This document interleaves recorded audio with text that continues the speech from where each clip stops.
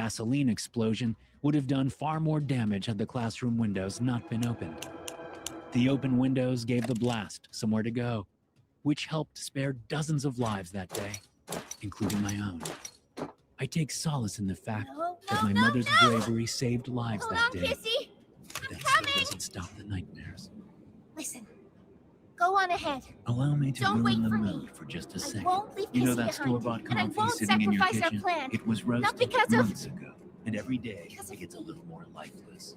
No Sleep coffee is different. We use specialty-grade beans, roast them to order, and ship them out fast. So what hits It's your not like cup is anything you've seen bold, above. rich, and terrifyingly fresh. It's not Stop trying to settling hide for what it stale is. coffee. Head to nosleepcoffee.com hell. and grab a bag roasted just days Playtime before won. it reaches your door. Be sure to use promo code NOSLEEP20 to get allies. 20% off your first order. That's Get it. nosleepcoffee.com. Promo code NOSLEEP20. Story 2. There's still time. House 4. I was 3 steps into the kitchen when the clatter of an empty tin can sounded behind me. I glanced over my shoulder, seeing my little sister, Teresa, standing on the stairs. The empty tuna can that she'd knocked off the bottom step sat amid other trash piled around the foot of the stairs. We had barely any room in the house, so Mom and Dad had started lining garbage on the outside of the stairs, leaving only a narrow aisle down the middle. I tiptoed back over to Teresa, whose sunken eyes stared from her face with such longing it nearly made me burst out crying. That had been happening a lot lately. I would just start crying for no reason. I never used to do that. "Go back to bed, Ter," I whispered. "But I want to go with you," Teresa said. She was 8, but lately she'd been acting much younger, like a toddler. "I'm not going anywhere." "Yes, you are. You're going outside. I know you are." My plan had been to see if I could find a way to pick the kitchen door deadbolt, but there was no way Teresa could have known. "Oh? And how do you know that?" "Because that's where I want to go too. I want to go out there and never come back." "Well, if you go back to bed, I'll see if I can make that happen. If I find a way to get out, I'll come get you. How about that?" It had been my plan all along, so I wasn't lying to my little sister. Teresa shook her head, pressing her pale lips together. The door opened upstairs, causing a vice to clamp on my heart. Teresa's eyes doubled in size, mirroring my own. I yanked her off the stairs and toward the living room, where piles and bags of trash covered nearly every inch of the floor. "Hide! Who's down there?" Dad shouted from the stairs. "Who's out of their bedroom?" Dad searched the bedrooms upstairs. He didn't get an answer in the next few seconds. So as I shoved Teresa into a pile of trash, lifting a stinking bag to cover her, I called up. "It's just me!" My voice quavered sickeningly. I pushed back the urge to cry. When Dad didn't answer, doing the sound was his heavy footsteps rushing down the stairs. I knew my punishment would be bad. I made sure Teresa was hidden before stepping over to the bottom of the stairs. At 15, I was nothing more than a skinny kid, weighing barely 100 pounds. My father, on the other hand, was over 6 feet tall and 200 pounds. As I looked up the dark stairwell, I saw him coming down. He wore only underwear and a surgical mask. His eyes blazed over the pale blue of the mask. "I was thirsty," before I could get the rest of the word out. Dad grabbed me by the face and slammed me into the floor. Some of the trash cushioned my fall, but I felt the unyielding form of a glass bottle jab me in the spine. "What did I tell you about leaving your bedroom?" he screamed, palm still over my face, hands smelling of alcohol-based hand sanitizer. "What did I tell you?" His voice shot up in tone as he dug his fingernails into my cheeks. There was no recognition in his bloodshot hazel eyes, only madness and anger. Everything Poppy said Mom about screamed this from place is upstairs. true. I heard another door open, hell. and then my mother yelled again. But this time, also I knew hasn't her seen words it were like directed I at my have. twin brother, Timmy. It's worse. Get out of your room! Don't come out here! You could be contaminated! Just He didn't go anywhere! try He to didn't stay do safe. anything! Timmy said, please. always standing up for me. Don't let your The guard horrible down sound for of an open even palm a slap second. came down the stairs. My Try mother to said help something someone else to my brother in a low tone, but I couldn't hear it. The bedroom door shut again. Dad was no longer looking, and his screen eased a little. He was peering at the back door in the kitchen, making sure it was closed. He grabbed a handful of my shaggy hair and hauled me to my feet.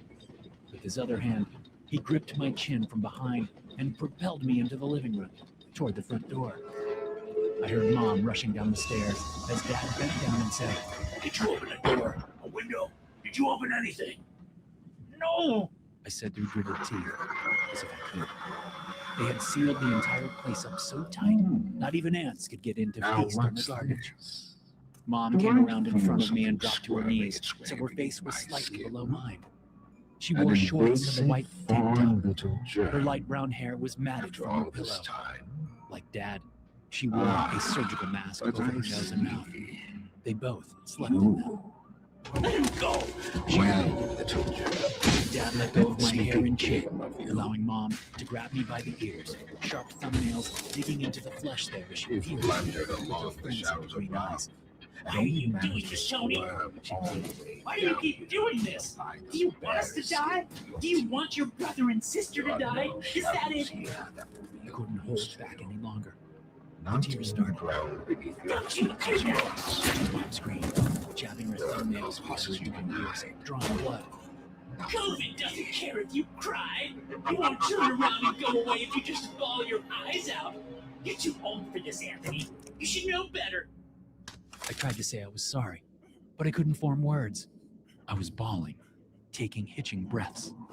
For the first time in my life, I was wishing death on two members of my family, my mother and father. What is it going to take for you to learn? Dad said, his voice oddly high-pitched.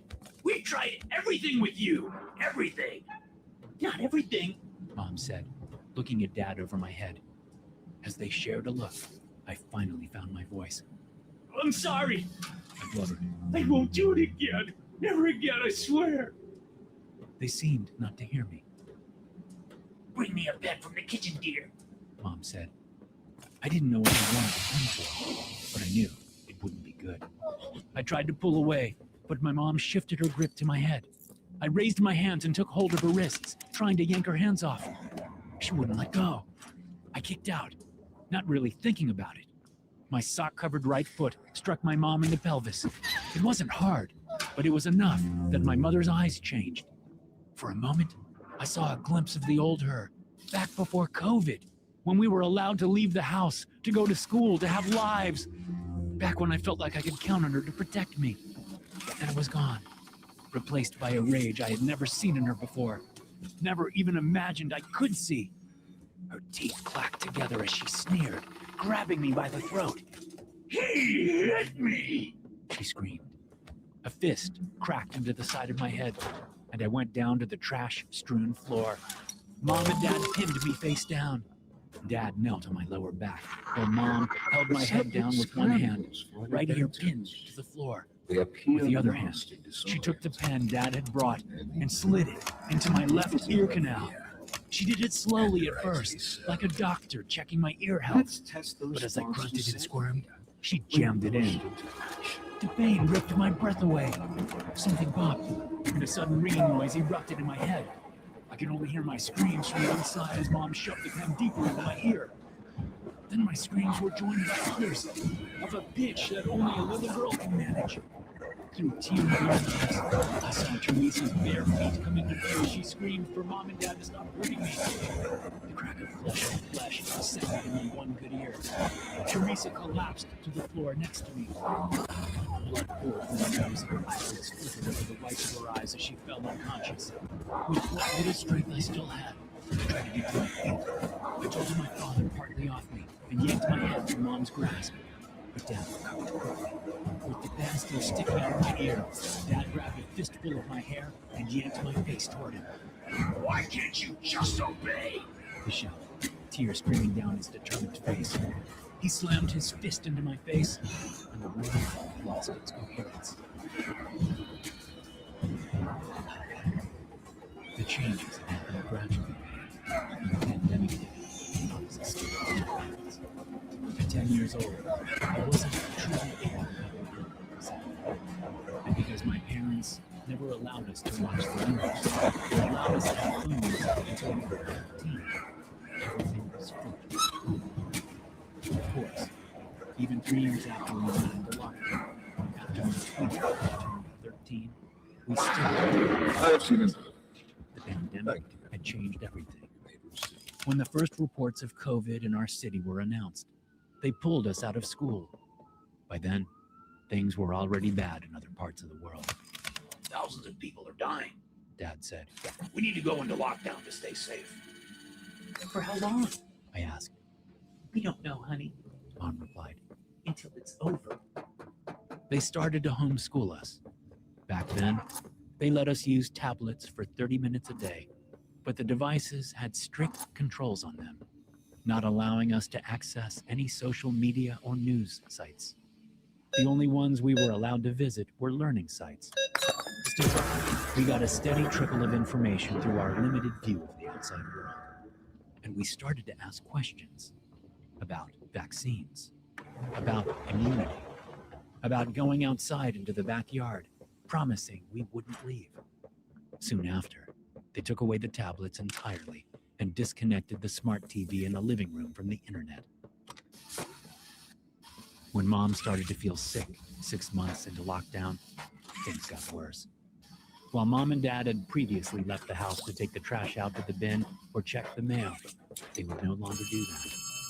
Even after Mom's sickness passed, they refused to leave the house, except to pick up the grocery deliveries once a week. Even then, they went out in full protective Make gear, your way to with bottles of spray sanitizer that they doused the groceries in before bringing them inside the house. Gradually, they grew more and more paranoid. And since they had never been bad parents before, only a little strict, I believed they were looking out for us until the abuse started. After a year and a half, they stopped homeschooling us and started banishing us to our rooms for large chunks of the day. Since one of the only things they would buy us before the pandemic was books, I started studying them every day to pass the time. Then I started hand copying my favorites into notebooks, so I could one day be a great writer. After a year of this, I started writing my own stories, mostly about my experiences since the pandemic started. The dream of growing up to write books that could one day help a kid like me kept me going. Writing became my life, until Mom decided to read one of my dad's books. After reading how badly I wanted to get out of the house, and how I thought Mom and Dad were overreacting to COVID, they took my books and notebooks away. That was almost a year ago. Now, 5 years since our lockdown started, and a week after Mom shoved a pen into my ear, I lay on my twin bed, still unable to hear what I needed. Across the trash-strewn room, my twin brother Timmy lay on his bed. We hadn't been allowed out of our rooms since that night. We could hear Teresa crying in the room across the hall. It was a regular occurrence. I usually wanted her to be quiet, knowing that it would only be a matter of time before the noise drew them to her room. And when that happened, the crying would turn to pained screams as they beat her into submission. But tonight, I thought it was night at least. I wanted Teresa to keep crying. As much as it hurt me, I wanted it. Because over the past week, suicide had begun to look more and more attractive, especially with constant cable. There were plenty of sharp-lipped cam lids around that I could use to slit my wrists. It would be easy. But I didn't want Timmy to wake up and find me dead. I hate to do that to him. The only other option was escape, and that was exactly what Timmy and I had been planning. We were fed once a day, given a can of beans and a can of some sort of vegetable to spread. Two sealed containers. The cans were always open when we set them inside the door, often without looking at us. Our room stank of poop and pee from the bucket we used as a bathroom. That stench was undercut by the smell of rotting food remnants in the trash piled in the corners, much of it put there by our parents, even before we'd been banished to our rooms this most recent time. Since Dad had screwed planks of wood over every window in the house and made sure all the tools were locked up in his room, there was no way to escape without getting Dad's keys. And the only way to do that was to get into Mom and Dad's room without them knowing. First, we had to get out of our room, with the door locked from the outside. As I lay on my bed, fully clothed, I clutched the can lid in one hand. It had been folded in half to make a tight wedge. Timmy gripped an empty can that had once held beans, an old t-shirt wrapped around the open end to protect his hand when the time came. Teresa continued crying in a room across the hall. Minutes ticked past. Then it happened. Dad yelled for her to be quiet. Her cries turned to sobs, still clearly audible, even for someone with only one working ear. Then they gradually grew louder again. Mom and Dad's bedroom door crashed open, and heavy footsteps came down the hall. Teresa cried even louder as her bedroom door was slammed open. The yelling and hitting started. Timmy and I jumped out of bed and ran to the door hinges. I had read a book in which a character escapes by taking the pins out of the hinges, and I thought we could manage it. We started with the bottom of the three. I pressed the sharp edge of the can lid wedge under the lip of the pin, angling it slightly up. Holding it with my hand out of the way, I made room for Timmy, who used the bottom of his can as a hammer, hitting the bottom of the wedge with it. The twin edges of the can lid started to bend. I didn't think it was going to work. Then the pin jumped half an inch out of the hinges. Excitement swelled in me, but the horrific sounds of my little sister getting beaten dulled any hope I had. If we could only use her screams to cover the sounds we were making, it might all be worth it. The pin came up easier now, but we didn't pull it all the way out. Not yet. We moved to the middle, working fast, sweating. The pin came up. We moved to the top one, both of us just barely tall enough to reach it. We hadn't grown much in the last 2 years, probably because of malnutrition, which I had never also thought read I'd see about. another like you. As Teresa's screams cut off abruptly, Timmy and I paused, Certainly looking at not each an other. employee like you. Why wouldn't you just shut up? Something Dad makes screamed, you his voice cracking. I can Mom's tell footsteps that sounded much. as she rushed into my sister's Though room. I An eerie can't say silence what stretched. Exactly that's Timmy and I something still you had our hands held up at the top hinge, can't but we didn't dare move to finish loosening the pin. I positioned my see. good ear others toward the you hallway. faced, 1170, Mom shrieked. 1188, My little girl, what did you do to her? 1222. My legs turned Been rubbery, there, and I sat down done hard that. on a spot on the floor. Let's try My mom's our screaming hand words at lost their something meaning, to but I couldn't tell if it was because I was losing my grip on go reality, beyond and or because beyond. she was only speaking gibberish. Timmy stood like a statue, staring at nothing as we listened to Mom's shrieks of sorrow, morph swiftly to anger. You fucking bastard! A punch or a slap sounded, and then two pairs of footsteps rushed back to the master bedroom. Mom's screams continued. Furniture crashed. Dad yelled. Glass shattered. Grunts sounded. And then silence fell. Time passed in a slow motion blur. Every thudding heartbeat in my chest seemed to take a minute. Every breath an hour.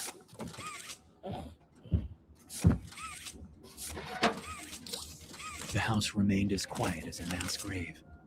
Finally, without a word, Timmy extended a hand to me. I took it, and he helped me up. Together, we loosened the last pin. While I held the door in place so it wouldn't shift, Timmy extracted the pins. We opened the door at the hinge side, but before leaving, I made sure to grab my folded-in half-can lid, just in case. Because the padlock hasp Dad had installed on the outside of the door was still in place, we could only open it enough to slip out into the hallway. Timmy stepped out across the hall to Teresa's open door, stopping as he peered inside. I slipped past him and to my sister, who lay sprawled among the trash coating her floor. One of her eyes was full of blood. The other was pointing the wrong way. Part of her forehead had been caved in. She was dead. I turned and walked out of the room, past Timmy, who remained unmoving, staring at our sister. I went down the hall and peered into my parents' open bedroom. Dad stood like a statue with his back to me, head hanging, a piece of bloody mirror glass in one hand. Floor at his feet, bloody stab wounds to her face and neck, making her look worse than anything I had ever pictured in my head while reading my books. Dad's slumped back straightened, and he looked over his shoulder.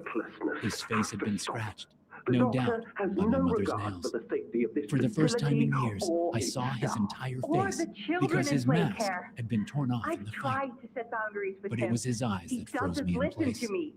They He weren't doesn't vacant, listen to any of like us. some people say the eyes of a Not killer. really. Not They were anymore. So full, He's behind they schedule. seemed to bulge as they fixed on Playtime may me. have turned a corner There was no love in financially, them, but that doesn't only change a the fact sliver that of his recognition bigger body's amid the initiative sheer is madness still that seemed a to money overflow hole. from his eyes, The guy's along with gotta the constant go. streams of Like, tears that and how mixed do you with blood suggest from the we do scrapes. that? This wouldn't turned be the away from me, first time looking we back made at Mom's someone corpse. disappear. We It's can't better kill this him, way. Eddie. Why? I barely heard the words No. escape his mouth. My eyes Because were too like it or focused on the not, piece of we glass in his need right him. hand. He Eddie's was right, squeezing though. it tightly, causing blood Sawyer to can't drip keep from where the leading this shard project. dug into his flesh. So we just ask him With to terrifying step down. speed, he spun Take a around and demotion? lurched toward me, a determined sneer No. on his face. But I'm not I turned and disagreeing. bolted, screaming at Timmy How to do you run. loosen the wood? My twin That brother didn't business with react. catnaps, He was still the just whole outside skull Teresa's thing, bedroom, and staring at her half a dozen body. other incidents. Hoping Right. Dad would come after And all of me, that I pales in shoved comparison Timmy into to the the room as I theater incident. passed. He stumbled, I don't even but I want didn't to see him talk land about because I that. was still running, heading for the stairs. So Dad's we footsteps can't thundered kill behind the me, son of a closing in. bitch. As But I we need to approached knock him the out of the trash-strewn equation. stairwell, I knew What I do we wasn't do? going to make it. Dad was a step There behind is me. I felt him one closing in. thing I can A think sudden of. idea sprung to mind, and I had no time to examine it for holes. I only acted, dropping to my knees and sliding on the carpet, turning my body and curling into a ball as I stopped at the very top of the stairs. Dad couldn't slow fast enough. He crashed into me, one shin slamming into my side as his momentum carried him forward. I tumbled onto the stairwell, but Dad flew headfirst over me, hitting the stairs with a bone-jarring thud and then crashing all the way to the bottom. I fell a few steps, managing to stop myself by grabbing the rail, but I had lost my candid weapon in the process. Peering down the stairs, I studied Dad. He lay tangled in the heap, face down, partially covered in trash from the stairs. I quickly darted back to his bedroom, trying not to look at Mom as I searched for the keys. I found them in the dresser drawer. Back in Teresa's room, I helped Timmy to his feet. "What happened?" he asked blankly, still looking stunned. "We're leaving," I said, pulling him along. As we neared the bottom of the stairs, I noticed that Dad hadn't moved, but I could tell he was still breathing. We had to get past him. I went first, stepping carefully over one of his legs. Trash crunched under my feet, causing me to wince and look at his prone form. He didn't move. When I got to the other side, I guided Timmy along. When he was past, we headed to the front door. Not only did the deadbolt lock from the inside, there was also a padlocked hasp screwed to the door. I had no idea which of the dozen keys on the keychain belonged to which. None of them were labeled. As I picked one key and tried it, Dad shifted. "Hurry," Timmy said, staring back. I looked over my shoulder to see Dad getting to his knees. Turning back, I tried the key in the padlock. It didn't work. I moved to the next key. Dad grunted and snorted behind me.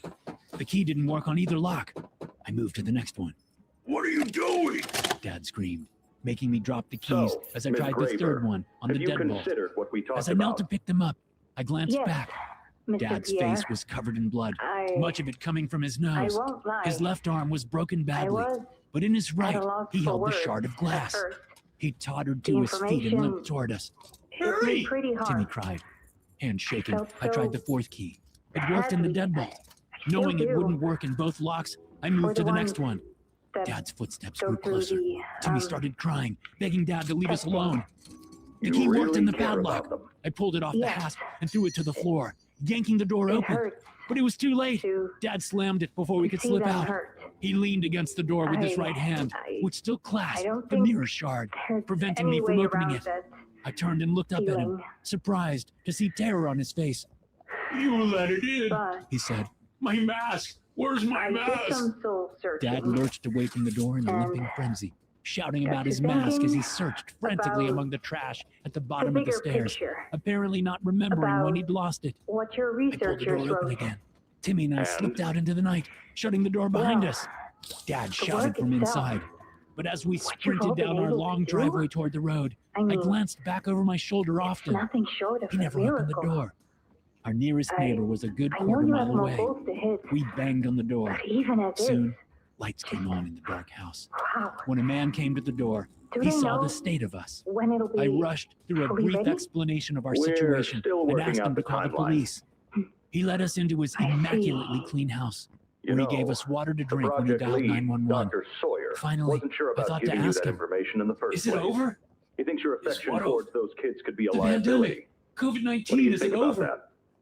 The man looked at us like we were crazy. I took this How job long have you been? because I wanted to up? help change kids' lives Since for the whenever the better. pandemic started, I Of said. course, these procedures Jesus, are far Mary from and ideal. Joseph. The I man cried whispered. like a baby when I 5 read them. years. Yes. But I started to pandemic see is past over. the here and now. COVID is still out there. Started Probably always looking will down be. the road a bit. But it's not like it was. That's You're when it safe. clicked. You'll be okay. What your researchers So we're can not going do to down die here from it even though we were will outside? someday help a Timmy lot of asked. people out there, No. The man said. including you're not. so many kids. Timmy and I looked at each other, and while we That's couldn't a muster bigger a smile, and better we change shared a look than of relief. I could ever have I hoped to turned back make. to the man and said, That's a "Do you have a change I notebook want and to pen I help could borrow?" make. I knew you'd understand. Story 3. Code Silver. I'm starving, Emily whispered, so as not to wake my grandmother. I'm going to head to the cafeteria. I peeled my eyes from the hospital bed containing my shrunken, sleeping granny and looked at my phone. Maybe just a coffee, I said. It's so expensive. Emily said, gold green eyes sparkling in the afternoon. Thank you. I said, good. Coffee would be great. Emily nodded, gave me a kiss, and left the room, shutting the door quietly behind her. Settling back in my seat, I reached out with my right hand and took Granny Grace's left. Her paper-thin skin was dry and translucent. Don't worry. I could feel I her won't fragile eat bones you. through the cold flesh. The hospice people were going to arrive within the hour to move her from the hospital and into the facility where she would take her last breaths. I had known this day was coming, like I knew death would This eventually way. come for us all. Follow me. But now that it was here, I could only rage ineffectually against it. The woman who had raised me was dying, and I couldn't do a goddamn thing about it. Like most people, I had never liked hospitals. I had always associated them with death. But as I sat there holding Granny Grace's hand, I had no idea the kind of death that was about to come to the hospital. I always answered. Granny Grace's room was on the second floor, with a window overlooking a parking lot just outside the emergency room entrance. Still holding Granny's hand, I glanced out that window at the rows of cars under the gray November sky. Monday afternoon traffic moved through the city on the nearby street. There's some People nasty came and balls went in this through the place. parking lot and on the But I can sidewalks, get you across. bundled against the cold Oh, wind, yes, so familiar to definitely. anyone who lives in Chicago. But the violent gestures of a man in the parking lot caught my eye.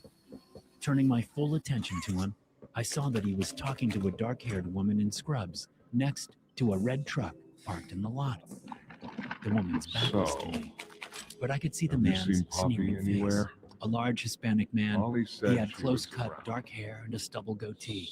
His thick, round head made it Also seem like he said had we no can neck. Trust you. He wore a dark long-sleeve shirt and jeans. Gesticulating wildly, it was clear that he was upset about something. There's a The safe woman place seemed to be back. trying to calm him down as he It's got not into her too far face, from here. yelling words I couldn't hear.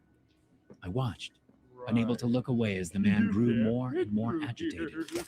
My heart sped up in sympathy for the woman. Hey, Then the now, fight seemed to come to a head. get these doors The man open. turned in You check exasperation out there. and went to the I'll driver's door of look the back red truck. here. As he did, the woman slipped away, turning to head back to the hospital. I saw that she was a pretty black woman in pale gray scrubs. She pulled a phone out of her pocket and quickly dialed a number as she hustled away. At first, I thought the man was leaving, but Can he this didn't get help? in the truck. He leaned into the cab and then came out with something in his hand, which he held down by his right thigh as he moved after the woman. I let go of Granny Grace's hand and lurched up to the window. I slammed the glass with both fists and yelled for the woman to look out behind her. She couldn't hear me. Helpless, I watched as the man caught up to her. He called to her, and she turned around, phone still to her ear.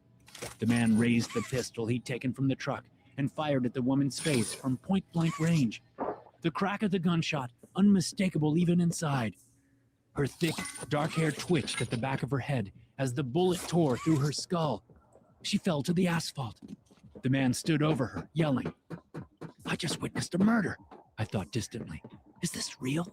Is that you? in Still there? yelling, the gunman Find shot the anything woman yet? 3 times in the stomach. Then he dropped to his knees, pulled her tattered shirt up, and jammed his face into the 3 closely placed wounds. A deeply intense revulsion settled on me as I stared out the window, making my stomach feel like a ball of ice, my legs like they were made of twigs. The man worked his jaw as if eating something from the wounds.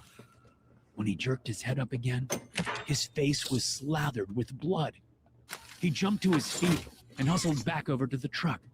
Again, I thought he was going to leave, but he didn't. He stuffed his pockets with items I couldn't make out, but something told me they were magazines for his gun. Then he shoved what could only be a second gun into his back waistband.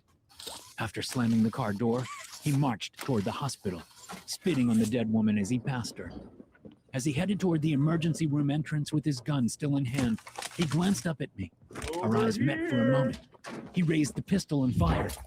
I threw myself down as the bullet punched through the window and into the ceiling, leaving a spider-webbed hole in the glass. I stayed on my hands and knees for a long moment, hyperventilating. The distant sound of gunshots brought one thought screaming to mind. Emily! An announcement came over the hospital's PA system. Code Silver. Active shooter reported in emergency room entrance. All staff initiate lockdown procedures immediately. I scrambled on my hands and knees to the room door. Opening it a crack, Our I peered out, generator's in a seeing hospital pretty staff bad rushing state, around, so getting patients into we rooms, try to keep locking the doors, power off shouting in commands at each other. Sir, Turn it stay on in for there. you, though. Passing nurse said to me, It'll Close open the a door door. downstairs. shaking with fright. I considered simply closing the door and hoping for the best. Isn't that what you're supposed to do in these situations? Lock down and wait for backup? I glanced back at Granny Grace, who was still unconscious, and thought about how helpless I'd felt ever since her diagnosis. I had wanted so Here. badly to do something, Use this. anything, to fight back against death, but I couldn't. Not for Granny Grace. But maybe I could do something for Emily. And if not, maybe I could simply find her and be with her. With one last look at my grandma, I slipped out the door, closed it behind me. As I ran down the hall toward the stairs, several staff members yelled at me. I ignored them and kept running until I hit the stairwell. As I reached the first floor stairway door, I listened hard for gunshots. While I had heard a dozen or more on my way down the second floor corridor, I now heard none. Maybe one of the security guards shot him, I thought. Or maybe the asshole shot himself. Since I had been to the hospital many times with Granny Grace, I knew the general layout of the first floor, especially how to get to the cafeteria, which was located on the other side of the building.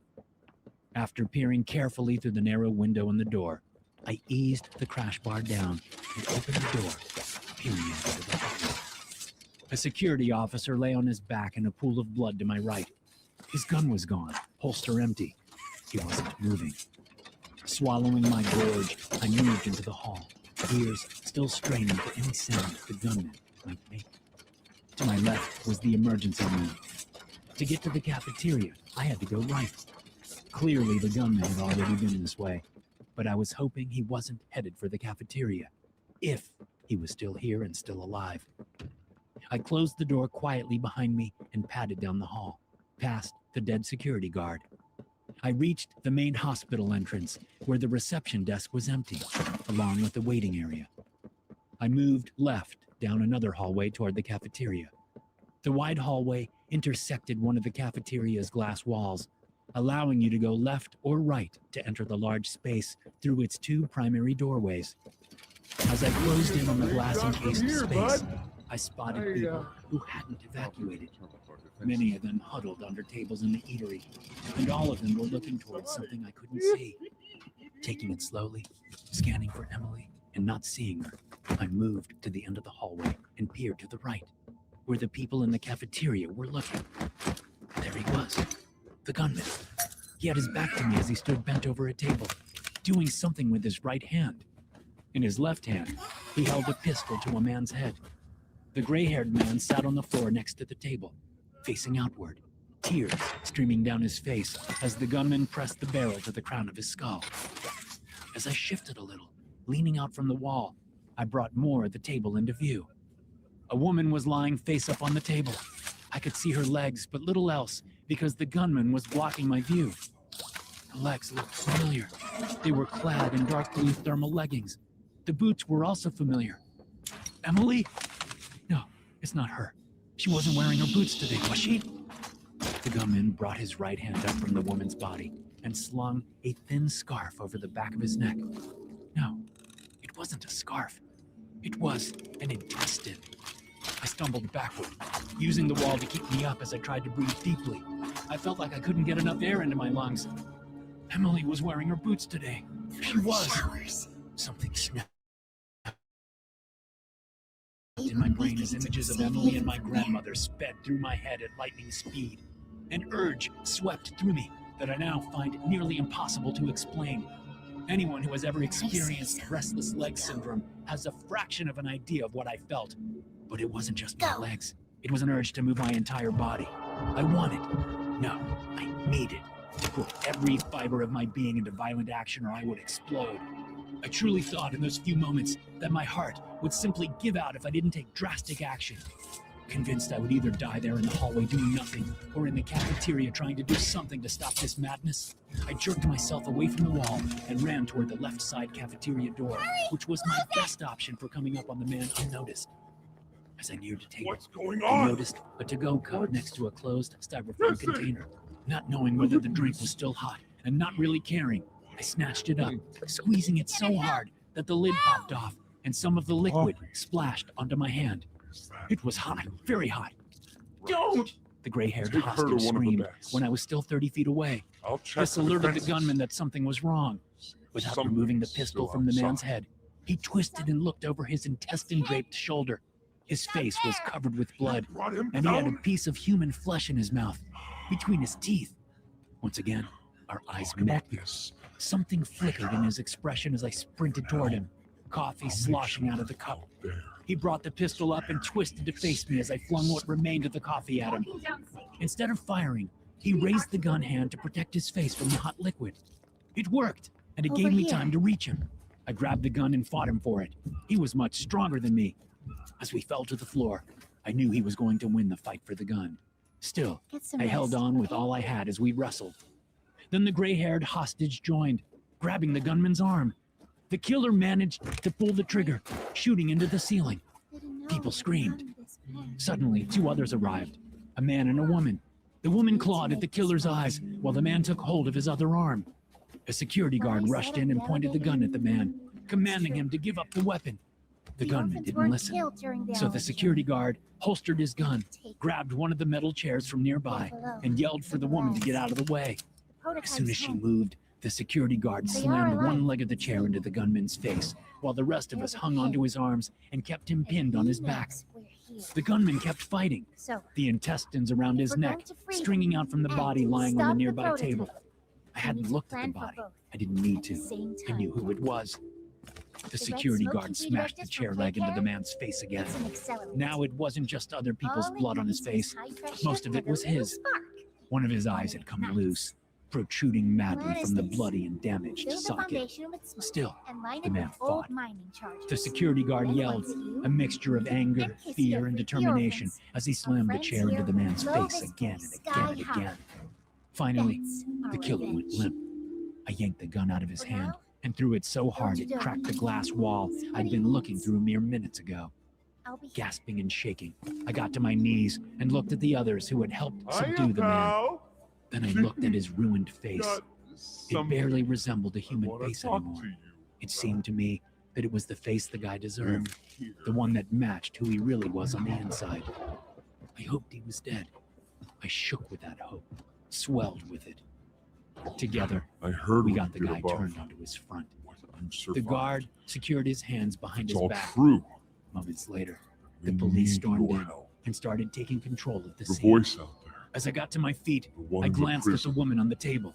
They called wasn't him Emily. the doctor. A sense of relief swept Dr. over me, Harley Sawyer. followed immediately by a crushing He was guilt. the scientist. A woman was in dead. charge of Many creating people were dead. And I was relieved? us. Jason! I turned at the call to see Emily Don't know coming where over he from the is, far side of the How he's still cafeteria, alive. tears pouring down her He cheeks. works with the I prototype. could now see I'd been wrong. Haunting She us, wasn't wearing her boots today. starving She was us, wearing tennis shoes. making us As we sick embraced, and the relief overpowered the guilt. Just barely.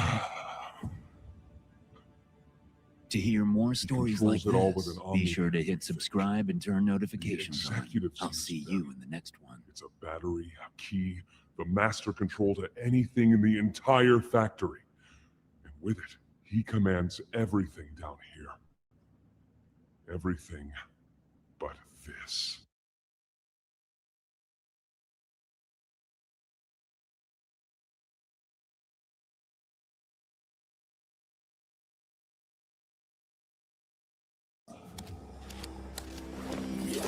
Talk to nice. Take his omni. Donovan's phone chimed as a text came in from his mother. Generator. Dee, And someone is outside the house. smoke. They're trying to get in. foundation. It read. You all need It got to. worse. Before Donovan was able to respond, a second message Toys appeared. out there. Emergency Save alert. them. Environmental hazard For warning my in effect. family.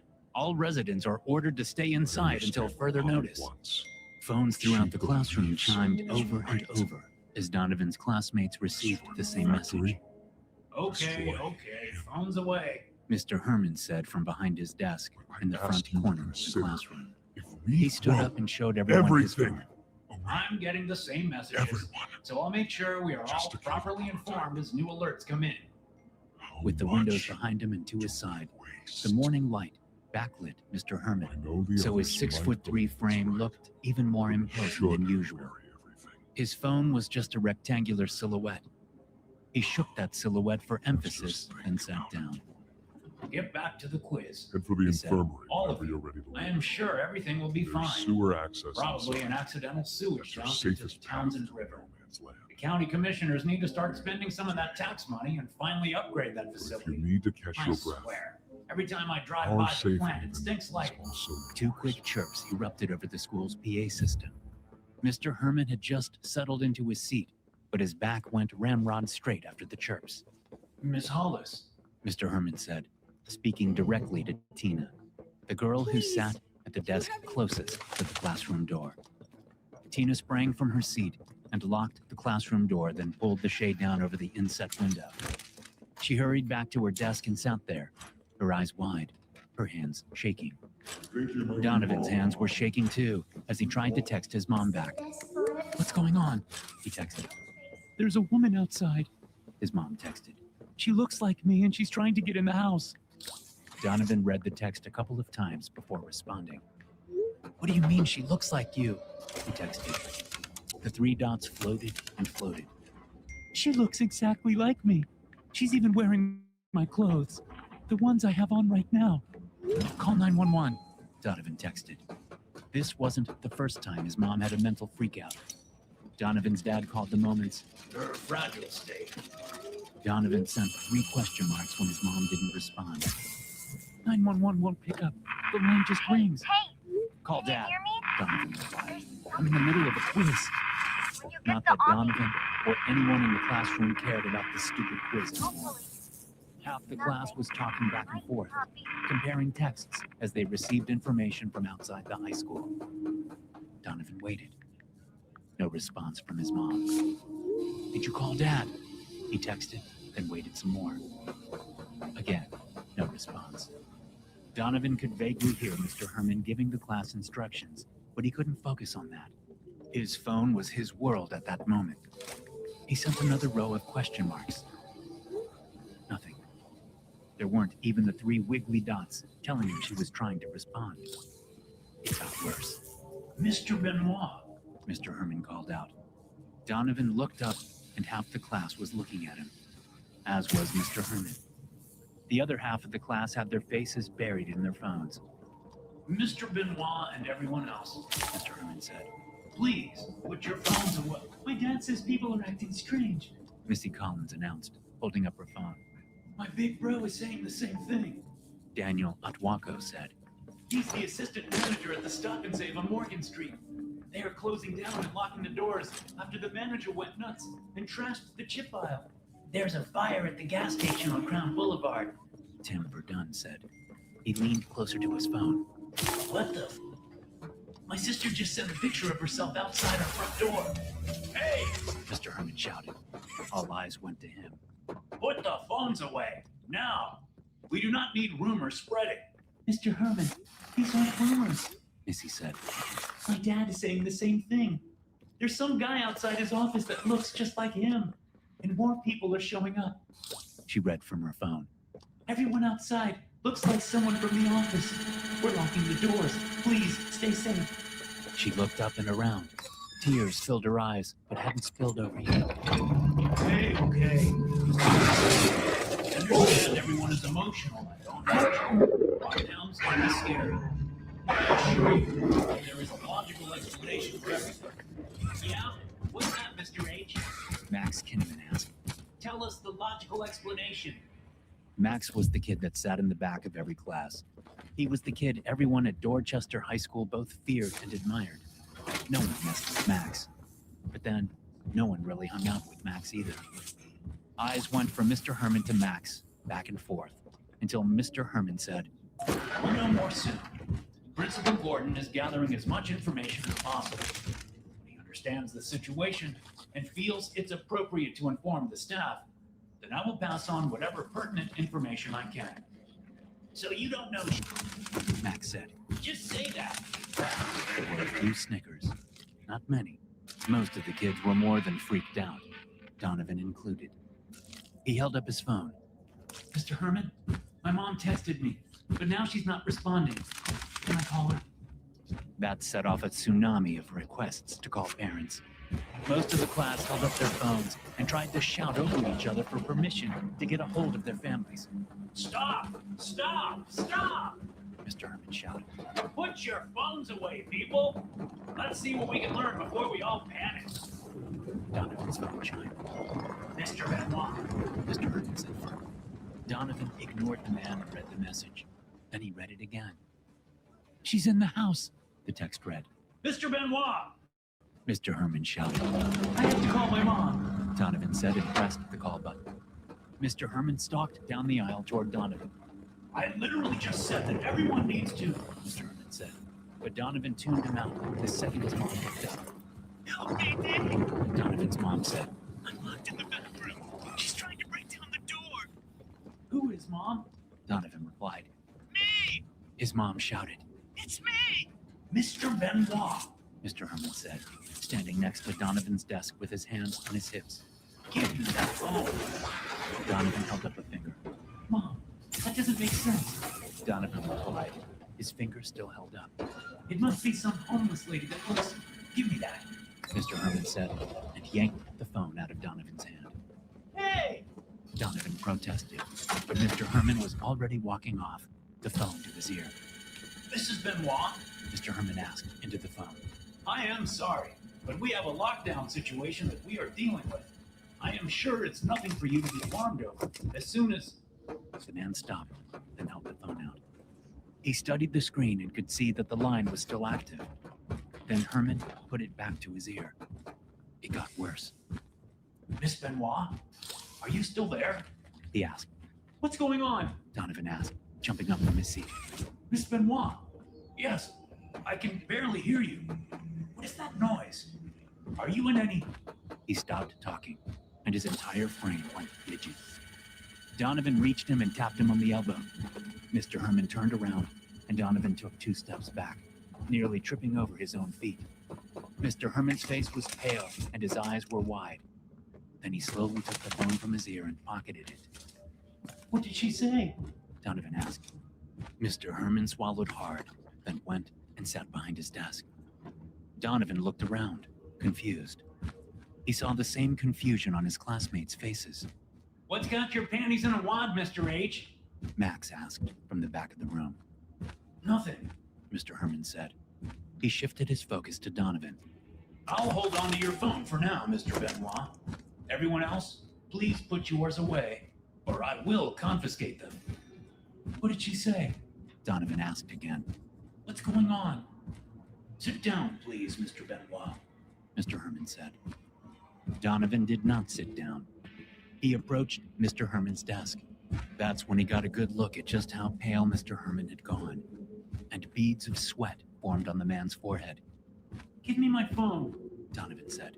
Sit down, Mr. Benoit. Mr. Herman said, but his voice was less than convincing. Give it to me. Donovan insisted.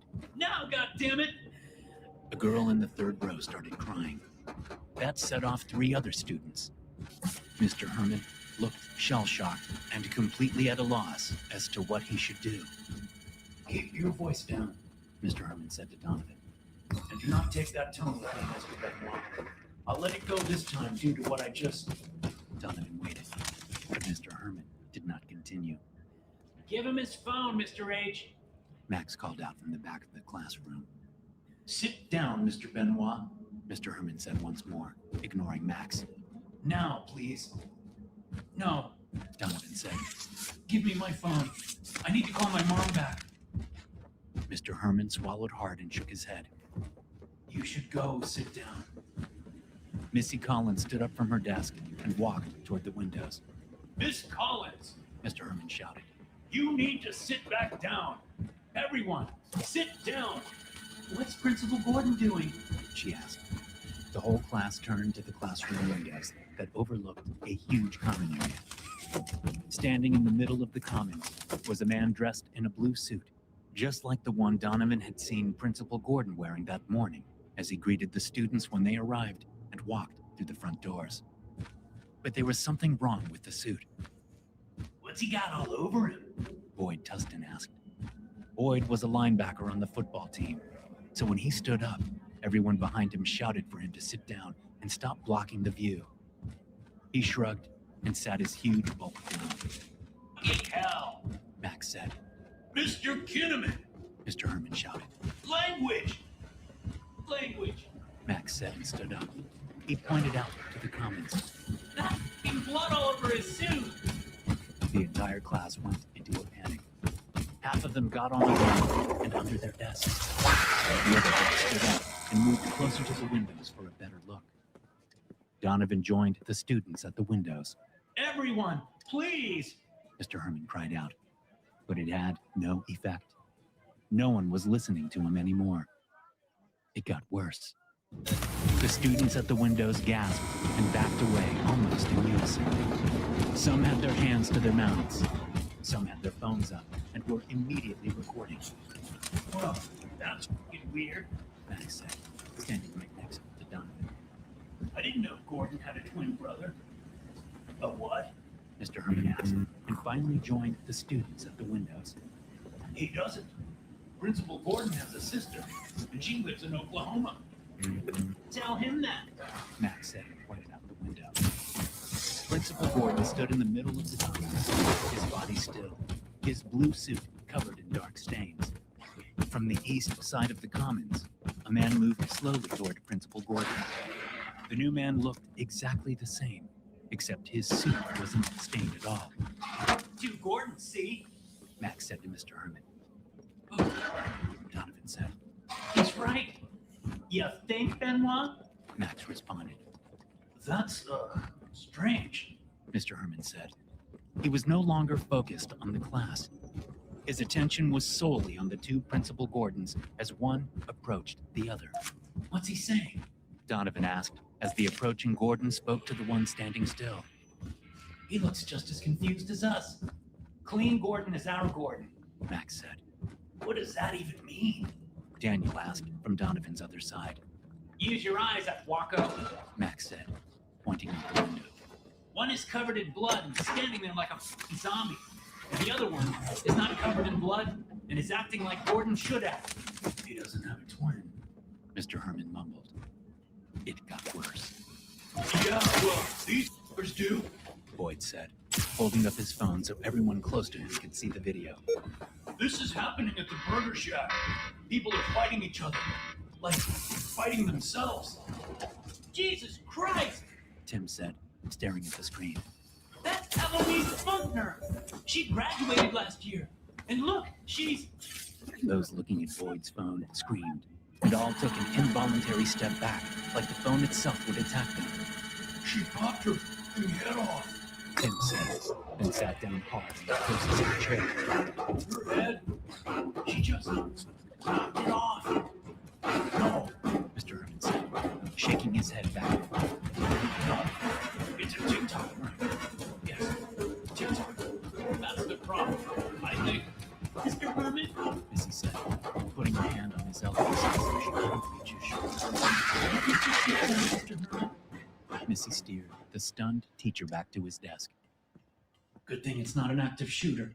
Daniel said, watching Missy walk Mr. Herman back to his desk. Because Herman is already checked out. We're on our own. No Max said. He laughed. Then he stopped. Oh man, the Gordons are facing off. This should be good. Clean Gordon had reached Bloody Gordon. Clean kept a good couple of feet between them, but was actively talking to and gesturing at the other man. The students could see Clean Gordon's mouth moving, but couldn't hear anything he was saying. Gotta be weird to see yourself with blood. Max said. What the hell do you think he's even saying? Oh! Bloody Gordon lunged at Clean Gordon and grabbed him around the neck with one hand. Clean Gordon shouted and swatted at Bloody Gordon as he was lifted up off his feet. Clean Gordon's face turned bright red, then dark purple, then snapped. Suddenly, at a very wrong angle, Clean Gordon's head wobbled onto his right shoulder. The whole class screamed. They weren't the only ones. Other classrooms that looked out onto the commons could be heard screaming too as they witnessed the brutal death of their principal. Bloody Gordon kept squeezing and squeezing until the dead principal's neck was completely crushed into mush. Then, with a flick and twist, the dead man's head popped off and went flying across the commons. When it hit the ground, it rolled and rolled, lost from sight directly under the row of windows that Donovan, Max, Daniel, and the other students were staring out of. Hey, watch the door! Bloody Gordon shook gore from its hands, then slowly turned toward the classroom. He cocked his head and smiled. There you go, bud. Before anyone could say a word, the man sprinted Look at straight for me. the I'm a windows, mess. mouth agape, as an unearthly noise burst from his We were throat. trying to bring supplies Students back up to scrambled the backwards, elevator. bumping into But we desks got and jumped. overturning chairs in their Had to mad turn all escape the away way from the back windows. around. They took Even everything Donovan, we Max, had. and Daniel retreated as the crazy man raced toward them. Then slam! Bloody Gordon crashed into the windows at full speed. His forehead met reinforced glass, and his skin split open wide. See? Blood poured down his face and into his still wide-open mouth.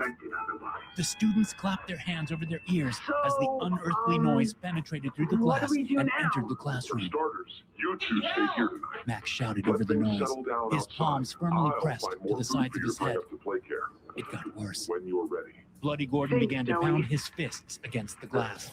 Sorry In we seconds, lost the supplies. cracks appeared. It His won't happen fists again. hit the reinforced window The over important and thing over is you're and both over, okay. turning the pane into a shattered Aside mess from of that cloudy fight, glass that is. and quickly bending Hey, wire. Doc, He's gonna let me get! grab some wound Daniel cream for our shouted, pal here. hands to his ears. Donovan looked about the classroom.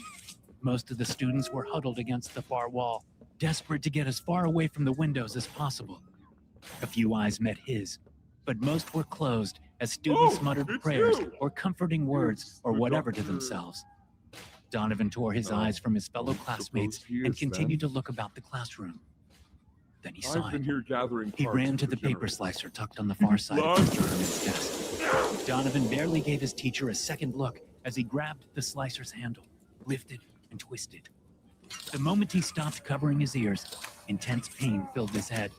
He let go and stumbled back, both hands back in place instantly. We're gonna need that! Max yelled. Donovan turned around and couldn't believe his eyes. Bloody Gordon had shoved the broken window pane out of its frame and onto the classroom floor. Max, Daniel, and Missy just stood there, hands clamped over their ears, all looking at the crazy man struggling to crawl through the window as the broken pane lay at their feet. Max reached behind him and snagged the backrest of a chair. He immediately cried out, but he didn't stop. He dragged the chair forward, lifted it into the air, and brought it down on the top of Bloody Gordon's head. The unearthly sound abruptly stopped as Bloody Gordon's face smashed into the top of the low bookshelves directly under the window. The crazy man paused and gave his head a hard shake.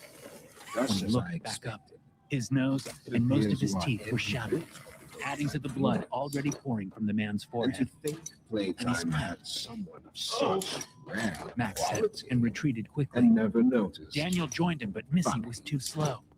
A hand shot out and grabbed her by the back of her skirt as she tried to turn and run. Bloody Gordon pulled Missy to him, and his other arm reached up and wrapped around her throat. It got worse. No! Donovan shouted. With the unearthly noise over, Donovan returned his attention to the paper slicer. He pulled and tugged, but the blade wouldn't come loose. Then Donovan lifted the whole thing over his head and brought it down as hard as he could against the floor. Industrial tile cracked and splintered as the heavy body of the slicer finally separated from the blade. Donovan turned back, just as Missy's head popped off like a dandelion. Bloody Gordon started screaming once again, and it took all of Donovan's willpower not to drop the blade so he could cover his ears. He ran to the window, raised the blade up over his head with both hands, and brought it down with every ounce of strength he had. Bloody Gordon's head split right down the middle. The two halves fell to either side, but were still attached by flesh and sinew. Donovan struck again, and again, and again until he hacked the two halves completely off. Then he dropped the blade into the mess of blood and flesh around him and stumbled backward before reaching a chair he could collapse into. Hell! Max said. Remind me not to with you, Benoit. He killed Missy, Daniel whispered. Donovan's eyes slowly moved from the headless corpse of Bloody Gordon to the headless corpse of Missy Collins. Then he turned and threw up. He wasn't the only one. A good quarter of the students pushed out of their protective pack in order to empty the contents of their stomachs. Phones were blowing up. With the unearthly noise gone, the sound of message chimes and ringtones filled the silence. Students scrambled to pull phones from their pockets and backpacks and purses. Everyone was suddenly talking over each other as they announced what they were learning. The National Guard is barricading roads. The police station is on fire. Smoke is coming from the hospital. My dad's not picking up. He's not answering. My mom says she killed something that looks like my baby sister. It got worse. And Donovan said to Max and Daniel as movement outside caught his eye. That's Mrs. Herndon. The 10th grade social studies teacher was running across the commons with her own doppelganger right on her ass. She didn't make it very far. The doppelganger caught her by the ponytail and pulled back so hard that the skin around Mrs. Herndon's throat split in front. The teacher clasped her hands to her throat as she fell onto her back. Then the doppelganger leaped into the air and came down with both feet onto Mrs. Herndon's face. The sound of the woman's skull caving in echoed across the floor into the classroom. There was a lot of screaming and even more throwing up. My mom. Donovan said and stood up. He raced to Mr. Herman's desk and held out his hand. Give me my fucking phone. Mr. Herman looked up with dazed and bloodshot eyes. What? He asked. My phone! Give it to me! Donovan shouted. Almost robotically, Mr. Herman reached into his pocket and pulled out Donovan's phone. Donovan snatched it away from the man and dialed his mom's number. When she didn't pick up, it went to voicemail. Mom! Donovan shouted into the phone. Call me back, please! Help! Max said. While Donovan kept trying to call his mom, he turned back to the windows and was stunned by the horrifying sight of half the staff running outside into the commons as they were chased by their doubles.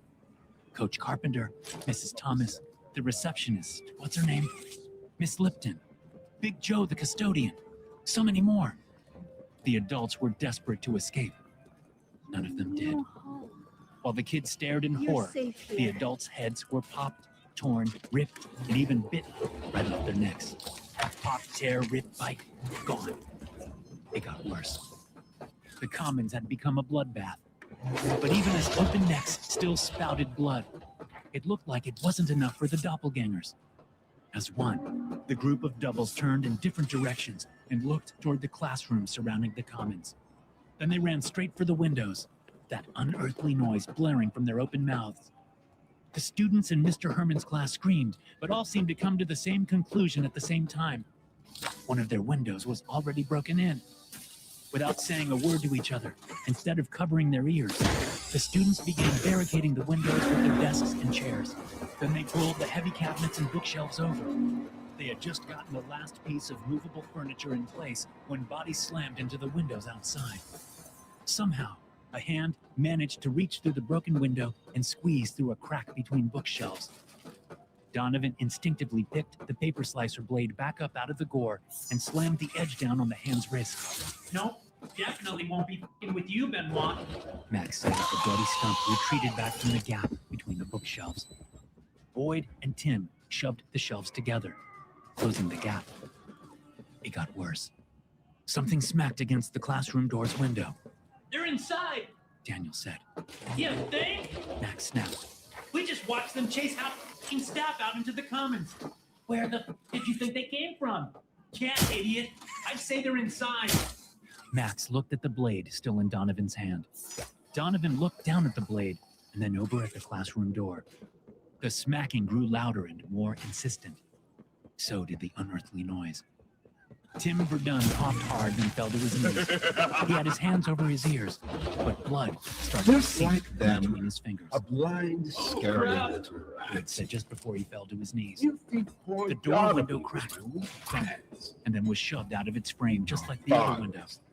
Bloody hands tore the shade off and tossed it to the ground. Faces peered in through the open space. Recognizable faces. Faces that looked exactly like many of the students cowering in the corner, staying as far away as possible from the wall of windows and the classroom door. The mouths of the faces peering in opened wide, and the faces screamed that unearthly noise. Students fell to the ground, writhing in pain. Donovan stumbled against Max. The two boys held each other up and staggered to the one place left to hide, the closet behind Mr. Herman's desk. The teacher was catatonic. He sat there in his desk chair and stared at the barricade as it shook and shuddered. The pieces of furniture began to teeter and scoot. Then a bookshelf toppled over and a head appeared. Mr. Herman's. The man in the desk chair screamed. His double screamed back. Max and Donovan shoved past Mr. Herman and yanked the closet door open. They rushed inside and slammed it closed. Let me in! Daniel cried from the other side. Guys, let me in! Neither Max nor Donovan let the other boy in. Instead, they bolted the closet door from the inside and retreated as far back into the closet as they could. Daniel screamed from outside the closet. The scream was cut short. A second later, there was a thunk. It got worse. Blood seeped from under the door, and Donovan watched the tool get bigger and closer. He lifted himself up onto a short filing cabinet and tucked his knees up under his chin. Max did the same on a different filing cabinet. The two boys looked at each other in the dim light the edges of the closet door provided. "Good thing there's a lock," Max said. Donovan nodded. Then the boys jumped as Donovan's phone rang. He tugged it from his pocket and nearly started crying when he saw Dad on the screen. "Dad!" he cried as he answered it. Donovan winced as noise filled his ear. "Hey!" a faint voice called. "Hey! Can you hear me?" "Dad?" Donovan replied. "I can barely hear you." "Hey! The National Guard has the town cordoned off. I can't get home." Donovan's dad shouted over the phone. "I can't get a hold of your mom. What is going on?" "I don't know," Donovan said. "People are killing each other, and they look just like everyone else." "He's not going to understand what you mean," Max said, knees to his chin, eyes on the blood still pooling from under the door. "Listen, Dad, if you see someone that looks like..." Donovan started to say. "Holy God!" Donovan's dad interrupted. "What is that? There's something in the sky over the town." The man's voice was drowned out by a combination of unearthly screams, soldiers shouting and giving orders over bullhorns, and then gunfire. A huge explosion filled Donovan's ear and the phone went dead. Max's head shot up. "What was that?" Max said. "Something blew up," Donovan said. "You think?" Max replied. He shook his head. "Sorry, what did your dad say?" "He was talking about something over the town. Then there was that explosion," Donovan said. Another far-off explosion reached their ears. The school shook, and dust rained down from the ceiling above their heads. Both boys looked up at the ceiling and looked at each other. "Oh!" Max said. Donovan's eyes went back to the ceiling, and he slid off the filing cabinet. The blade lifted to shoulder height. Max slid off his filing cabinet too, and frantically searched the closet. "What are you looking for?" Donovan asked. "What do you think?" Max snapped. "A weapon!" He opened a plastic container and found several pairs of heavy-duty scissors. "This will do," he said, and pulled out 8 pairs. He carefully staggered the pairs' handles on his fingers and gripped tight. "Fucking hell," Donovan said. "You look like that goth guy in that old movie." "Maxwell Scissorhands," Max said, and held up his hands in front of his face. In each hand he gripped 4 pairs. The handles staggered so that they overlapped, turning his hands into spiked weapons. Then he joined Donovan and stared up at the ceiling. Another explosion rocked the school, and more dust rained down. But the dust didn't stop falling after the explosion had settled. The 2 boys looked at each other and nodded. They knew what was up there. They waited and waited. It got worse. The closet door was ripped off its hinges. The bolt snapped in half. Donovan and Max's attention was pulled from the ceiling and to the doorless opening. Half the football team stood outside the closet. They'd shoved Mr. Herman's desk away for more room. All of them were coated in blood. A figure slipped through the mob and smiled at the 2 boys. It was Boyd Tustin, or Boyd Tustin's double. And the double was just as huge as Boyd, of course. "Hell!" Max said and took 2 steps back. Donovan didn't. He turned and squared off with the Boyd double. "You," Donovan said. Blade held up. The Boyd double's smile widened. The doubles of the football team opened their mouths and screamed. Donovan cringed at the unearthly sound. "Kill it, Benoit!" Max shouted. "Do it!" Before Donovan could strike, the ceiling exploded into a shower of broken mineral fibers. Max cried out. Donovan couldn't help himself and glanced over his shoulder. Max was pulled up into the ceiling, kicking and screaming. He punched upward over and over with his scissor fists, and blood sprayed down into the closet. Then he was gone, and his screaming suddenly stopped. Max's head fell from the open ceiling and landed at Donovan's feet. Hands yanked Donovan from the closet and tossed him across the classroom. He slammed into a desk and fell into a heap. When he tried to stand up, he realized he'd lost the blade.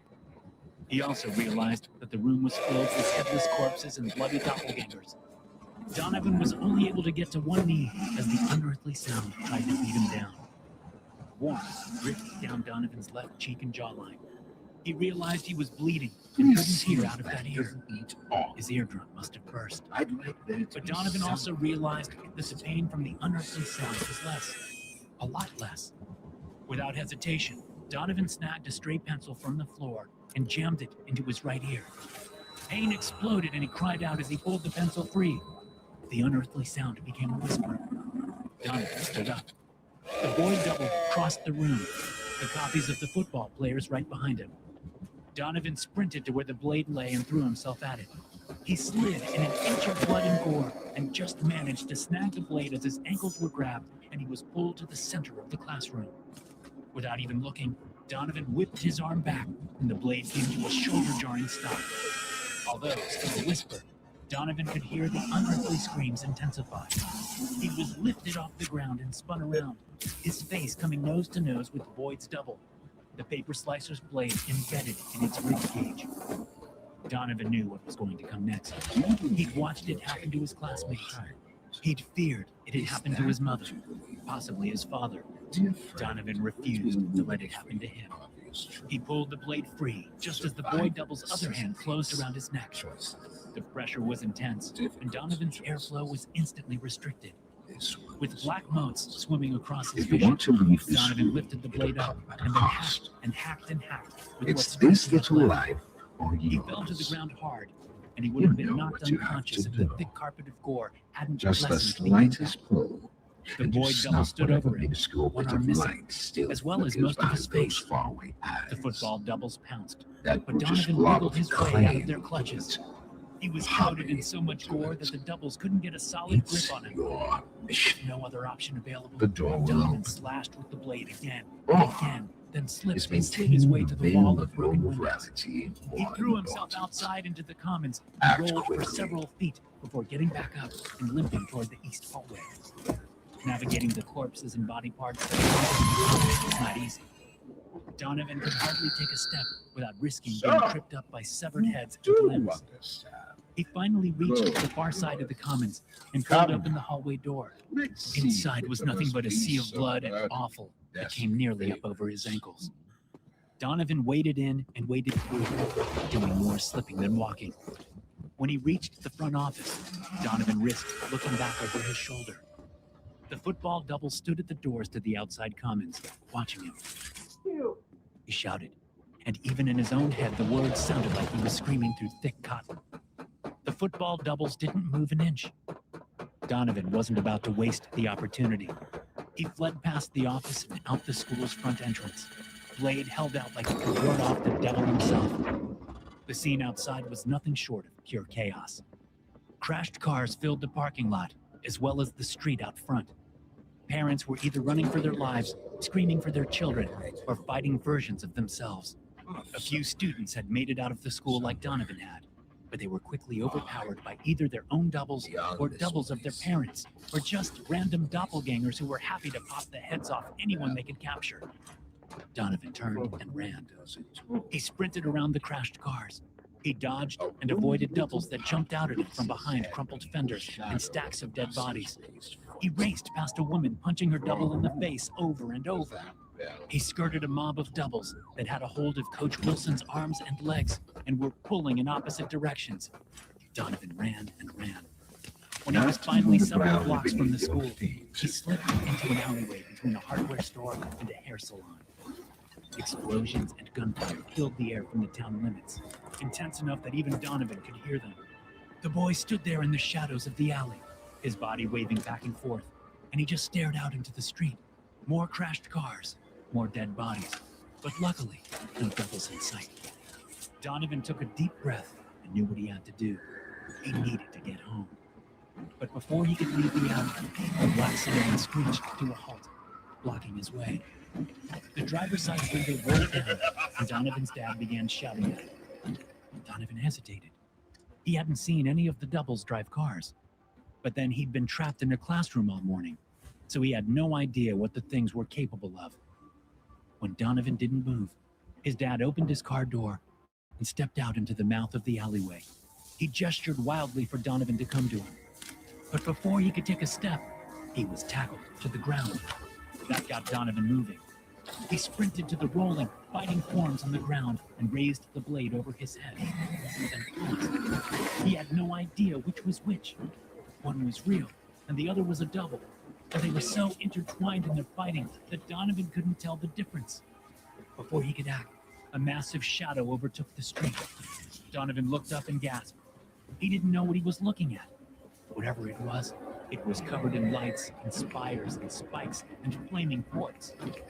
The unearthly screams the doubles made started to make sense to Donovan, or as much sense as anything could make. A hand grabbed Donovan by the shoulder and whirled him around. The blade was knocked from his grip. Donovan could only stand there, stunned, as he stared into his own face. These machines are nothing to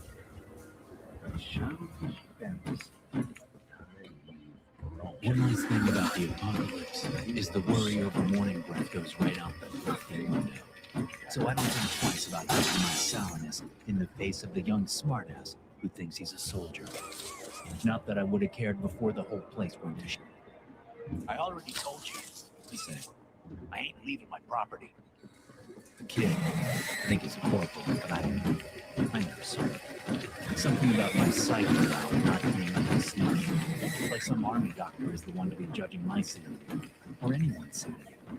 Anyway, the kid sighs and looks back over his shoulder. myself so far Don't be down. looking for army buddies to save me. And say, They can't get me to leave either. National Guard, sir. the kid says, We're not regular army, sir. Then that means you're irregular. And you can take your irregular asses right on down the street. I say, I ain't leaving my property. I know, sir. the kid says. He's really exasperated now. Looks like he might cry. I wouldn't doubt it one bit if he starts spilling tears the way his generation is. We're not asking you to leave your property. The kid continues. We're asking you to stay on your property, preferably inside your house, until the CDC is able to identify the issue and fix it. Contain it, I say. You said contain the first time. Right, The kid replies. contain, but hopefully fix. Until then, the governor, with the president's authorization, has declared martial law. He reaches into his breast pocket and pulls out a business card. A goddamn business card. What's this world come to? The military is acting like a bunch of corporate douchebags by handing out business cards. On the front are the rules. Please follow them closely, sir. Says. For your safety. I sneak.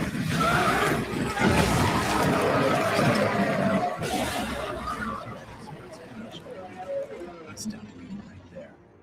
What about all the moms and dads passing by my house each day with their little snot noses? Huh? They got permission. I pick a piece of bacon from my teeth and spit it on the ground by his boots. Do they? Yes, sir, they do. The kid says. And they are carefully watched. Carefully watched. I say with a snort, then keep on reading. 2. You must provide proof of any permissions received. 3. All residents are required to be indoors by sundown. No exceptions. 4.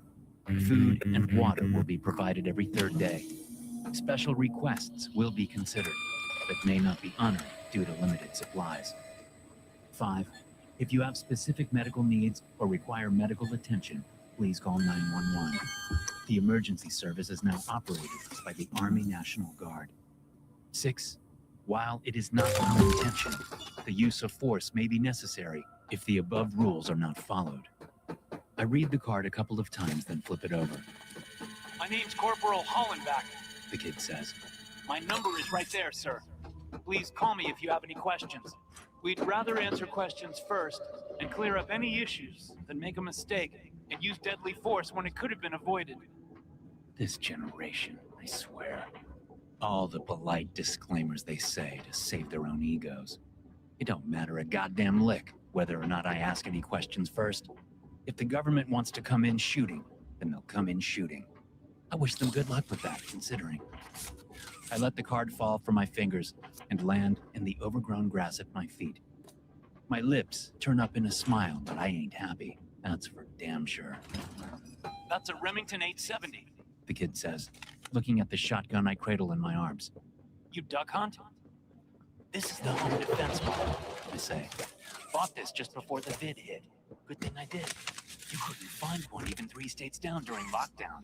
I snort and sneer at the kid. Never thought I'd need it for another one. Sir, I can assure you this is a lot different than COVID. The kid says. I just keep sneering. Falling back. Let's go. One of his army buddies shouts from the Humvee parked in front of my house. We got 8 more blocks to hit for sake. Be careful with that, sir. Kid says, nodding at my shotgun. Don't you worry not about me. I say, You're a You hero. have a good day now. You too, sir. the kid says, then joins his buddies, and off they go. You got us. I watch the Humvee drive a few houses down, picking up other kids playing army along the way. Then they keep going and take the corner and are lost from sight. Good goddamn riddance. Let's regroup. I look down at the business card half hidden in my grass. I kick at it with the toe of my boot. Suck it. I mutter as I bend down and pick the card up. You need to mow your lawn. The screeching voice calls from across the street. I got 2x4s across each and every door. I do worry a little about my windows, since they ain't boarded up or nothing. But so far, I ain't seen the crusties try windows.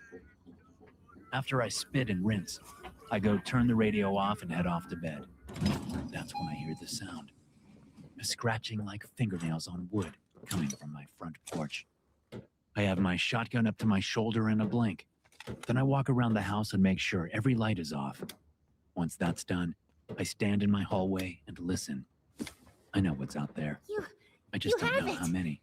The Omni Hand. After a few minutes of the scratching, I figure it's just one of them. The damn thing better not even think of sitting in my rocker. It's I don't need everything. no scaly ass putting its germs When where I none of sit. us ever could. I take a few steps toward the Giving front us door. hope.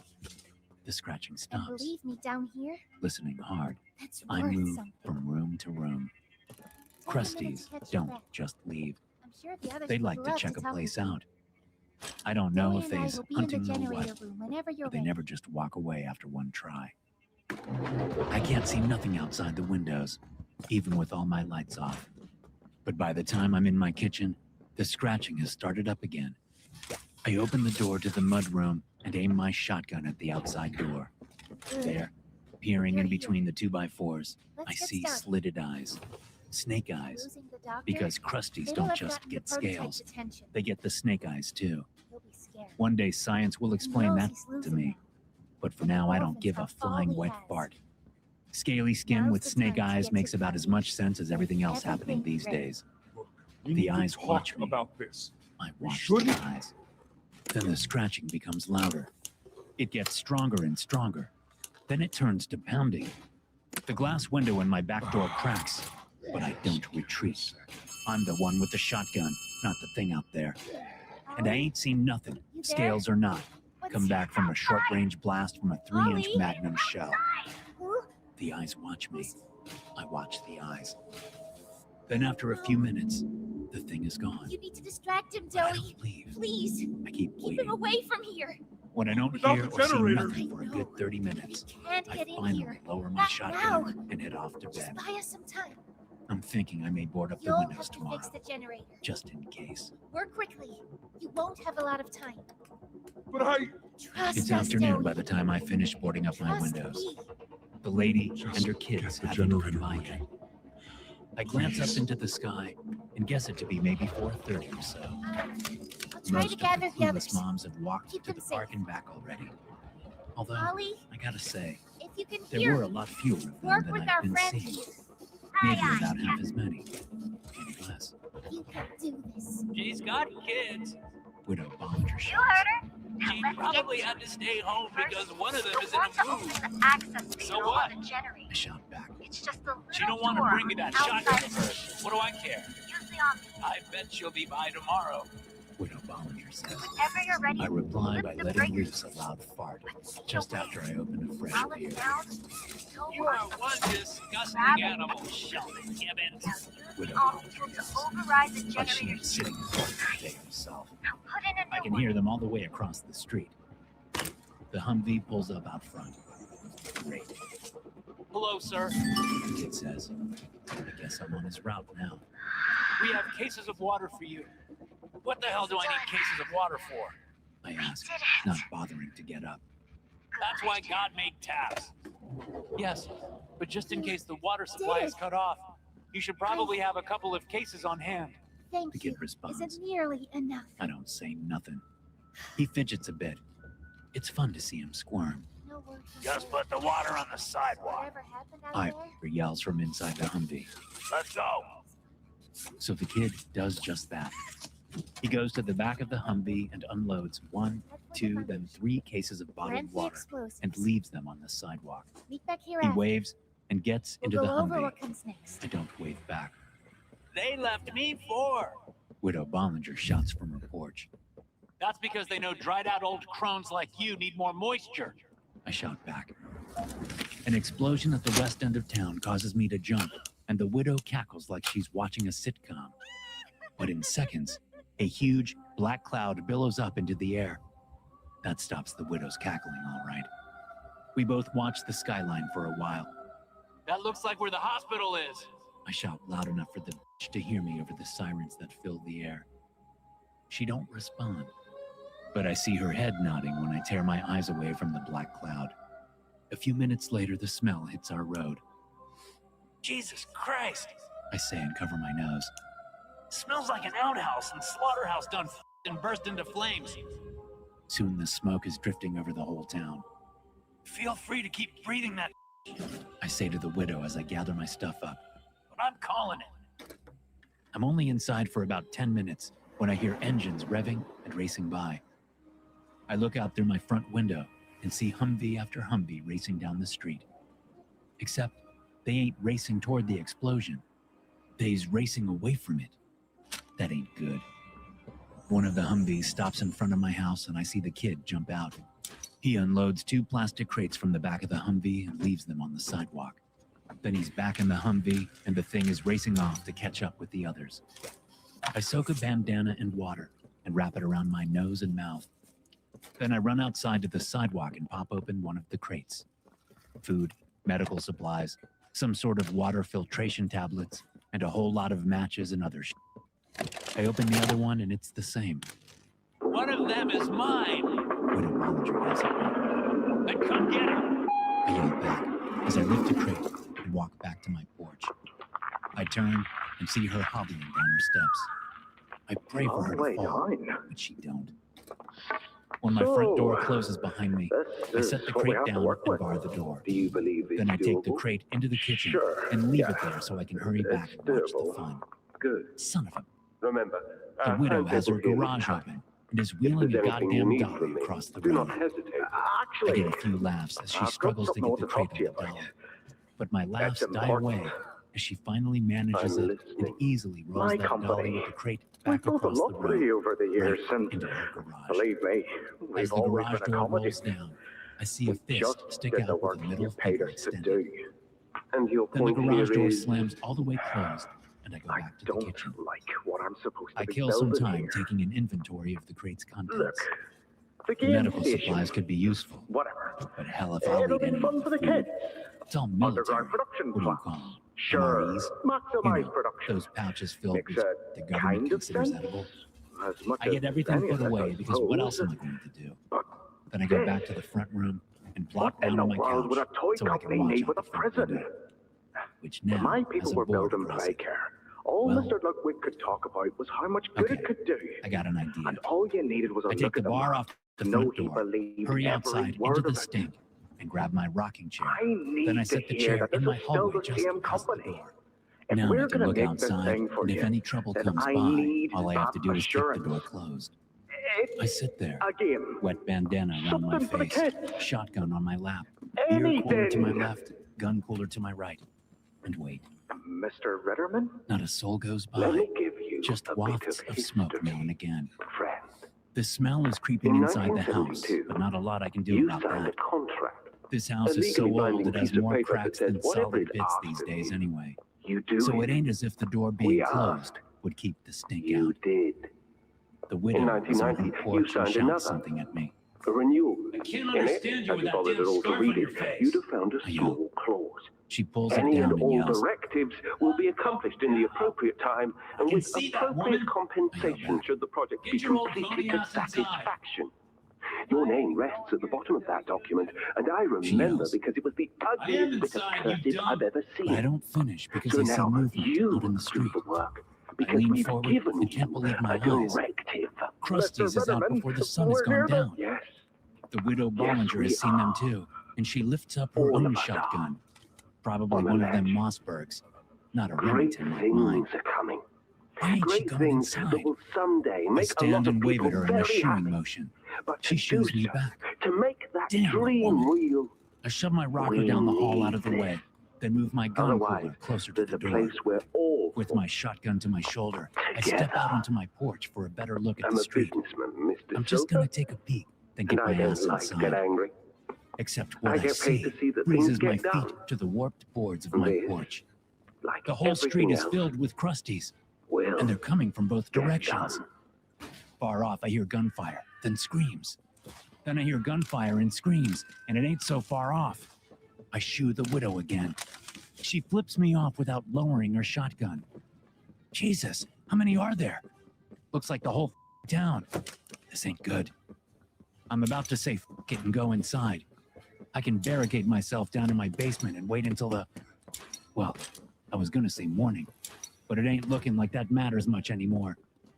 I take a step back inside, then I stop when I see her. That cute little girl. She's walking along with the Krusties like she's out for a walk with her mama. I didn't know the little thing could walk yet. I only seen her in her mama's arms. God damn it. I gotta do something. I can't just leave that cute little girl out there.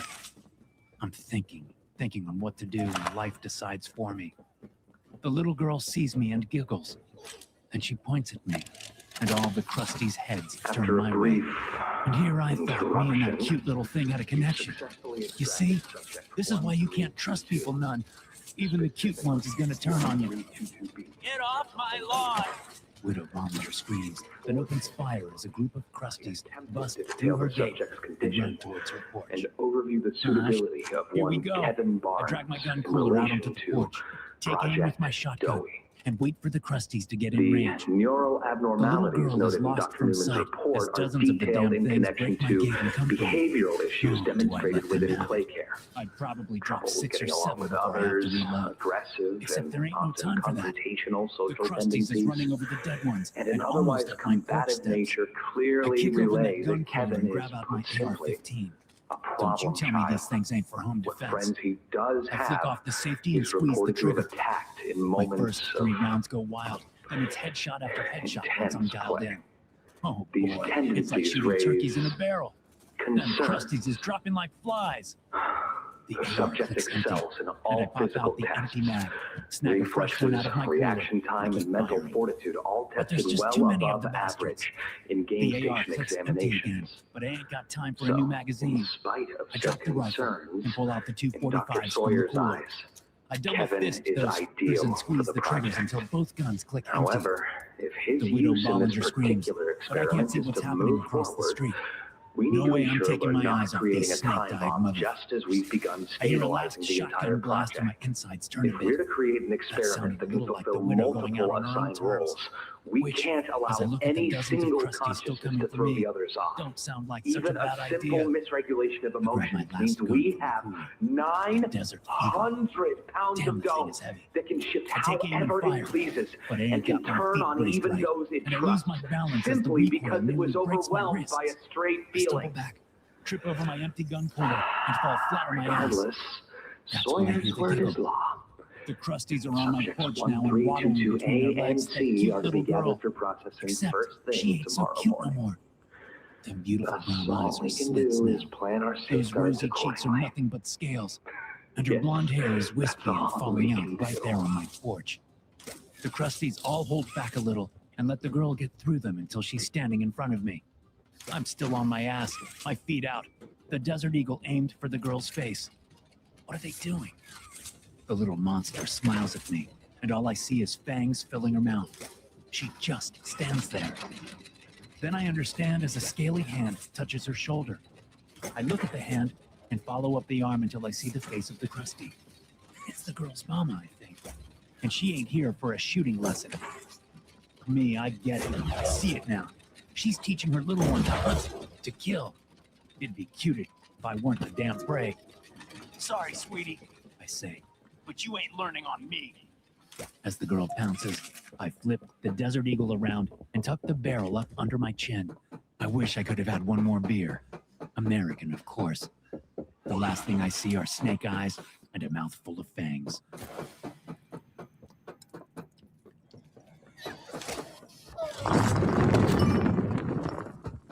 The door to my cabin chimes.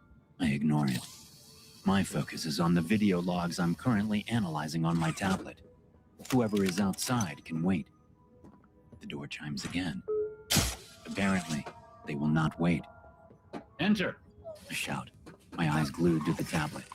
I haven't made my bed, and none of my half-eaten meals have been placed in the carbon reclamation chute. The chute is clogged. I need to tell maintenance as soon as I'm done analyzing the footage. Captain Lambert? What? I ask without looking up. No need. I know it's my first officer, Commander Broussard.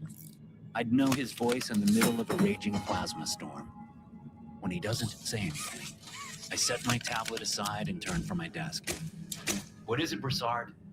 Sir, Fleet Command has allowed us to dock, but we are confined to the ship until we have the situation sorted out. Broussard says. His eyes stay glued to mine, but I know he registered the mess around us.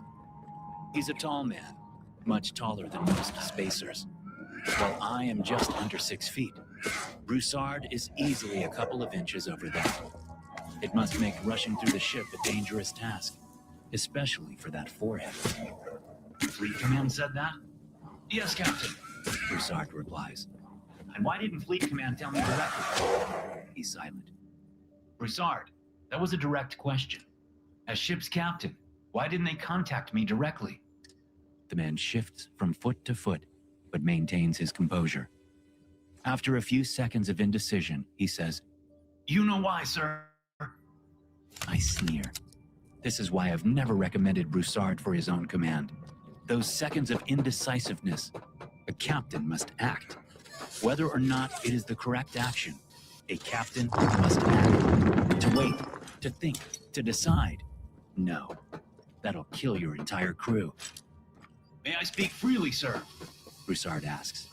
Go ahead, I say. come in and close the door. He stiffens. No, thank you, sir. He says. I am fine here. I am your captain and I just gave you an order.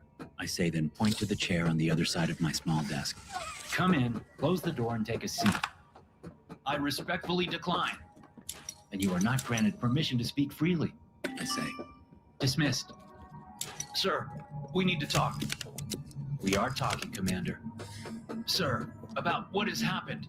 He begins, but my finger snap cuts him off.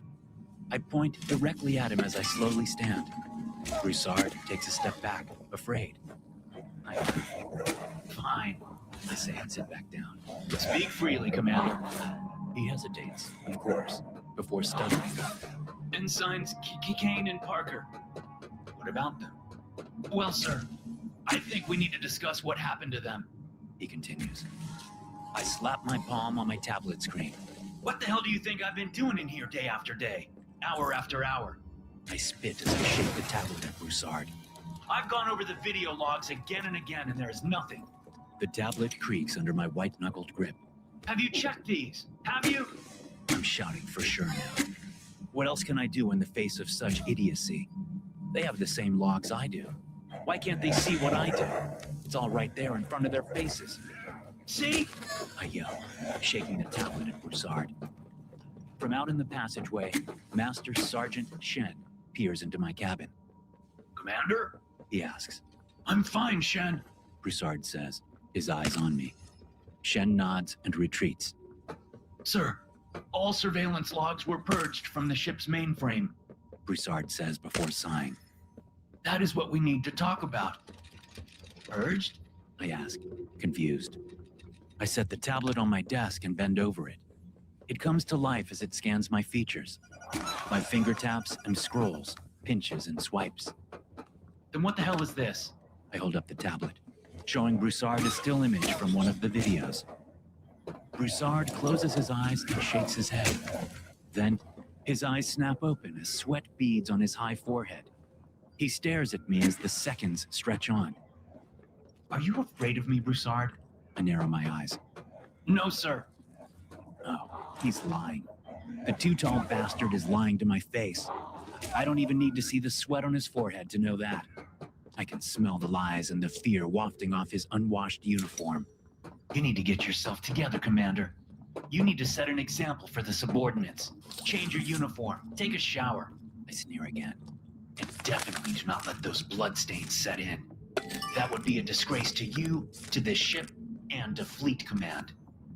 Broussard frowns and examines his uniform. Captain, I don't have bloodstains on my uniform. Commander, I don't have the time or patience for your crap. I say.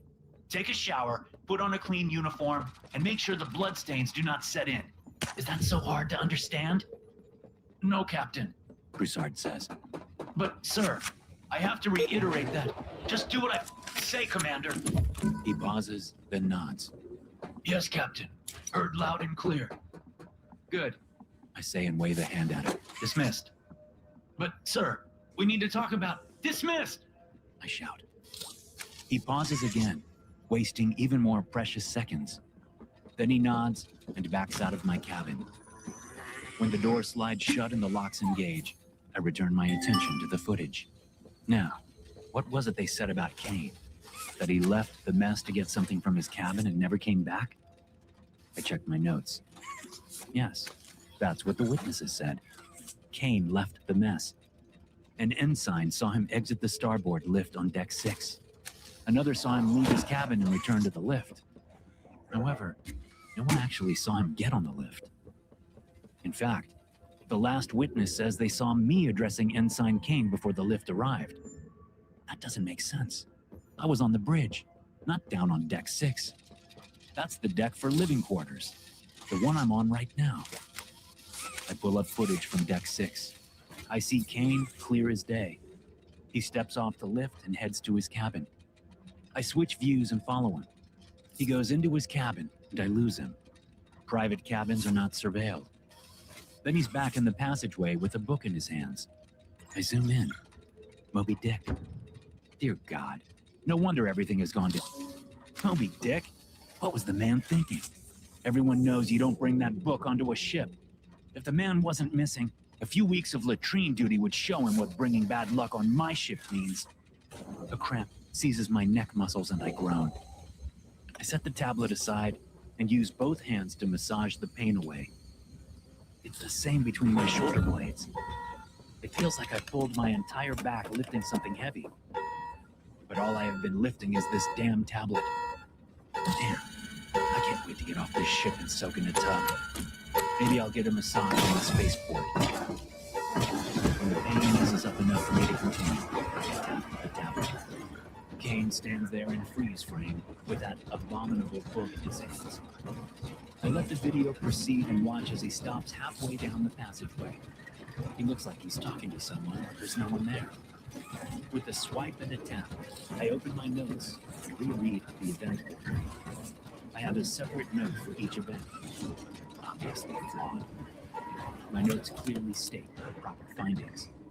1, everyone on the ship except for me has gone mad.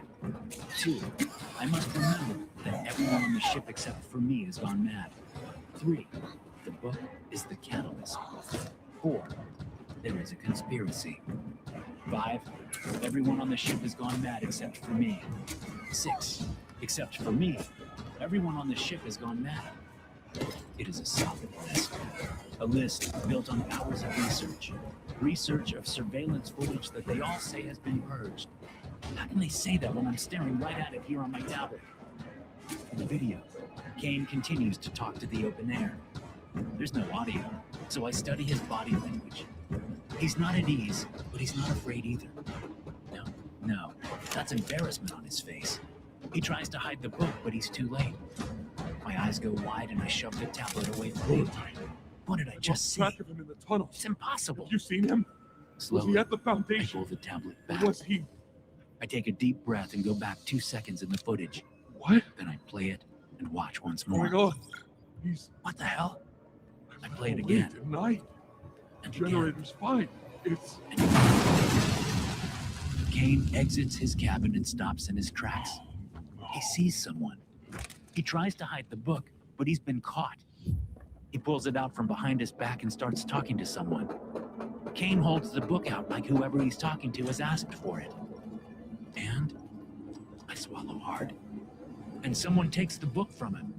Someone the cameras don't pick up. Kane is there. The book is there, but it's hovering in midair. No one is holding it. How is that possible? An old ghost story my grandfather told me comes to mind, and I laugh. Ghosts, please, not on my ship. The footage continues, and Kane, looking embarrassed, just stands there as the book is held up in front of him. It's being shaken in his face. Whatever is happening, I have to say that Kane handles it well. He looks ahead at full attention, and his eyes do not go to the book once. He's staring directly at whoever is dressing him down. Except there's no one there. I growl in frustration and rub the back of my neck. I roll my head a few times, then give it a shout. After Kane receives his scolding, the book floats off down the passageway. Kane stays at attention until he suddenly snaps to and follows the book, like he's been ordered to follow. Standing at attention, getting an obvious dressing down, being ordered to follow. Whoever Kane was talking to was a superior officer, that's for sure. Except there's no one there. The door chimes. What? I shout. The door opens, and Master Sergeant Chen looks in at me. Are you all right, Captain? Chen asks. You screamed. I did no such thing, I thought I heard you yell something about no one here. he says. I can assure you, sir, Someone is out here at all times. If you need assistance, Always. all you have to do is get out. I snort. Parents. I don't need any damn assistance. Everyone. He blinks at me like a Have stupid to. pig. I expect more from a man of his rank. And why is a master sergeant guarding my cabin? Are they afraid of what I will discover? Did you misunderstand me, Master Sergeant? It all started with No, sir. you. Shen says, You withdraws. and her. My cabin door closes and locks. It was you Okay, okay, who ruined enough of Kane. everything. None of his footage makes sense. No, Let's try a different no, attack. that's not true. I bring up the Jump started report the from generator. Ensign Parker. Then 12 hours destroy after Kane disappears, everything. Parker goes missing too. I'll kill But with you. Parker, there are no witnesses. He was last seen in engineering. I bring up that footage. There he is talking to Chief Engineer Kurzel next to the main drive cores. Nothing looks amiss. The two men are simply having a conversation about something pleasant. They are both smiling and laughing. Why? What are they up to? I've known Kurzel since our days in Fleet Command training. I trusted the man implicitly, and I used to trust Commander Broussard, even my entire crew. Used to, anyway. Parker leaves engineering and makes his way to the port lift. There he stops. Someone has called him. He turns around and smiles. Then he looks confused. Then, without warning, he's standing at attention, his back rigid and eyes locked dead ahead. Someone questions him and he looks confused. Good, good. Someone should be asking him questions. He and Kurzel were obviously conspiring about something. Whoever is questioning him knows it. Good, good. The lift opens, and Parker looks behind him. Then he looks forward again and frowns. This happens several times, and waves of nervousness comes off the inside before he finally steps onto the lift. But the lift doors don't close behind him right away as they should. It's as if they are waiting for someone else to enter the lift. Except there is no one else there. After a couple of seconds, the lift doors close. I skip ahead to the footage of Parker on the lift. He looks uncomfortable. He's staring at attention and keeps wincing. Wincing, as if he's getting dressed down. Just like Kane. Parker suddenly whips his head around to look at whoever is giving him hell. Then his head snaps back to attention, his eyes forward. Damn, someone's really tearing into him. I switch footage to where Parker exits the lift. On the living quarters deck. The deck I'm on right now. Parker is already talking as he leaves the lift. It looks like he's trying to make some case. He's pleading with whoever is following him down the passageway. Then he stops outside a cabin and turns around defiantly. Someone has called his bluff and he's not happy about it. He shakes his head over and over. Then he reaches out and tries to push whoever it is aside. Wrong move. The cabin door behind him slides open and Parker is shoved backward into the cabin. He tries to escape, but he's knocked back even harder. It looks like someone has hit him. He puts a hand to his cheek and then looks at it. Blood. Blood. And it's pouring down the side of his face. He charges the door but doesn't make it out of the cabin as he's hit again. And again. And again. The cabin door closes and the footage stops there. I play the footage back over and over. I try to see whose cabin Parker is forced into, but I can't quite make out the number, no matter how hard I try to zoom in or enhance the image. Someone tampered with the footage. I take a deep breath and push away from my desk, staring up at the ceiling while my mind whirs to find some logic in this. Kane looks like he's in an argument over the book, a forbidden book that everyone knows is not allowed on board my ship. He's called out on it and he disappears. Parker is caught conspiring with Chief Engineer Kurzel. He's called out on it and then he disappears. It doesn't make sense. But I know what I have to do. I open comms. I need to see Chief Engineer Kurzel immediately, I say. Did you not hear me? I snap. I need to see Chief Engineer Kurzel immediately. Make that happen now. I cut comms. I don't need more idiocy in my ear. I'm the captain of the ship. And when I give an order, I expect it to be carried out. 5 minutes go by. 10 minutes go by. No, Kurzel. 20 minutes go by. 30 minutes go by. I'm about to open comms again when my cabin door chimes. Enter. I shout. Oh, this will be good. I've seen the evidence. Curzel won't know what hit him. Instead, Broussard returns. Where's Chief Engineer Curzel? I ask. Broussard narrows his eyes and stands there with his back to the open cabin door. I'm hoping you can tell me, sir. He says and waits.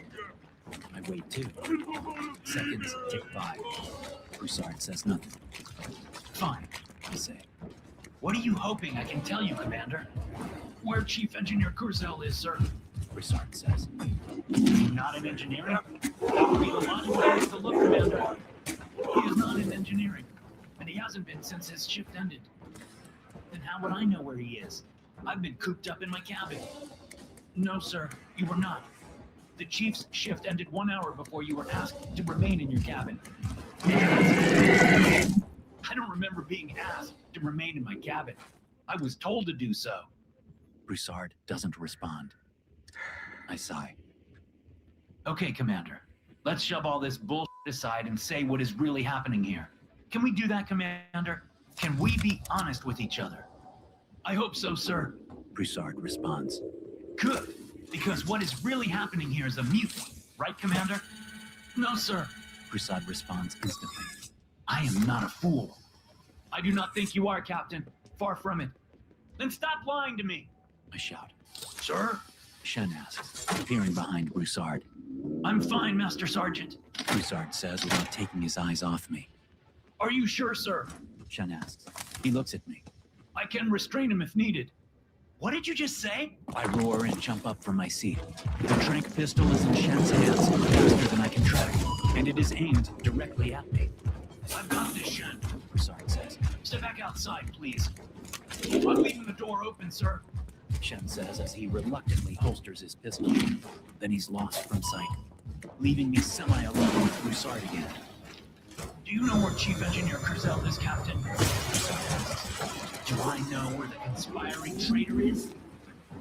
No, I do not. Maybe ask his accomplice, Ensign partner. Broussard stares at me, then shakes his head and leaves.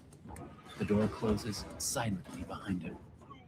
I immediately sit down and bring up footage of the engineering deck. I skip past where Curzel and Parker have their little planning session and fast forward to the end of Curzel's shift. He leaves engineering and takes the lift up to the living quarters deck, the same deck I'm being held on. Curzel steps off the lift and comes to a sudden halt. He looks down at his chest like someone has placed a hand there and is physically keeping him from taking another step.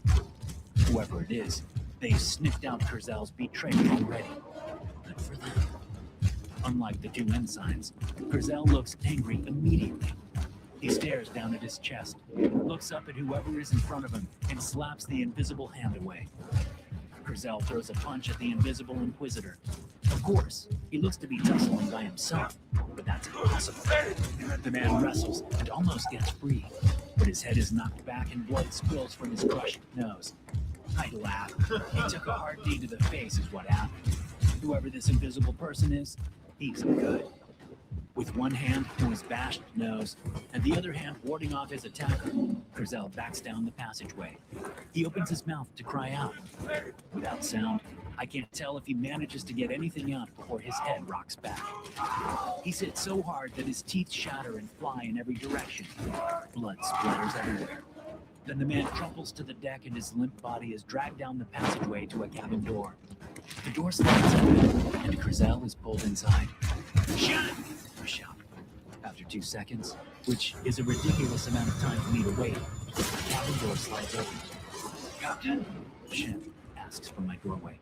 Come here and look at this. I say and wave him over. No, sir. He replies. Do I need to repeat myself? I ask. He must not. No, sir. I am fine right here. He says. What is it you need? I need you to come over here and look at this footage. I shout. No, sir. He says. I start to stand, but Shen's hand flies to his creep holster. No, sir. He insists and shakes his head. I grind my teeth. I can feel the enamel chip and I taste bone. Then I swallow, take a deep breath, and smile at Shen. Then I'll describe it to you, Master Sergeant. He doesn't reply. or take his hand off his pistol. Grizel was taken on his very deck. He stepped off the lift and was accosted immediately. Shen frowns. How do you know this? Because I watched the f***ing footage. I yell. Shen cocks his head, fingers tightening on the pistol. I go out, but hiss out a sigh, calming down. Grizel was accosted at the lift. Then a fight ensued. If you look out in the passageway, you should see blood and bits of teeth. That's all Grizel's. Shen's eyes widen. He doesn't say a thing to me. He just backs out, and the door closes and locks. The madness must make them all allergic to the truth. That's it. It's something in them. Something worked its way inside their minds and warped them against reality. But I've seen reality, I say as I tap the tablet.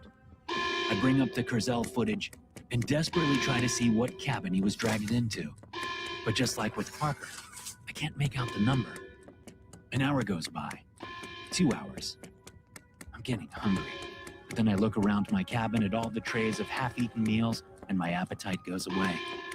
I really should dump all of that into the carbon reclamation chute. I even stand up to do so, but then remember it's clogged. Yet again, my thoughts are interrupted by a chime at my cabin door. What? I shout. The door slides open for a man I don't recognize. Captain Lambert.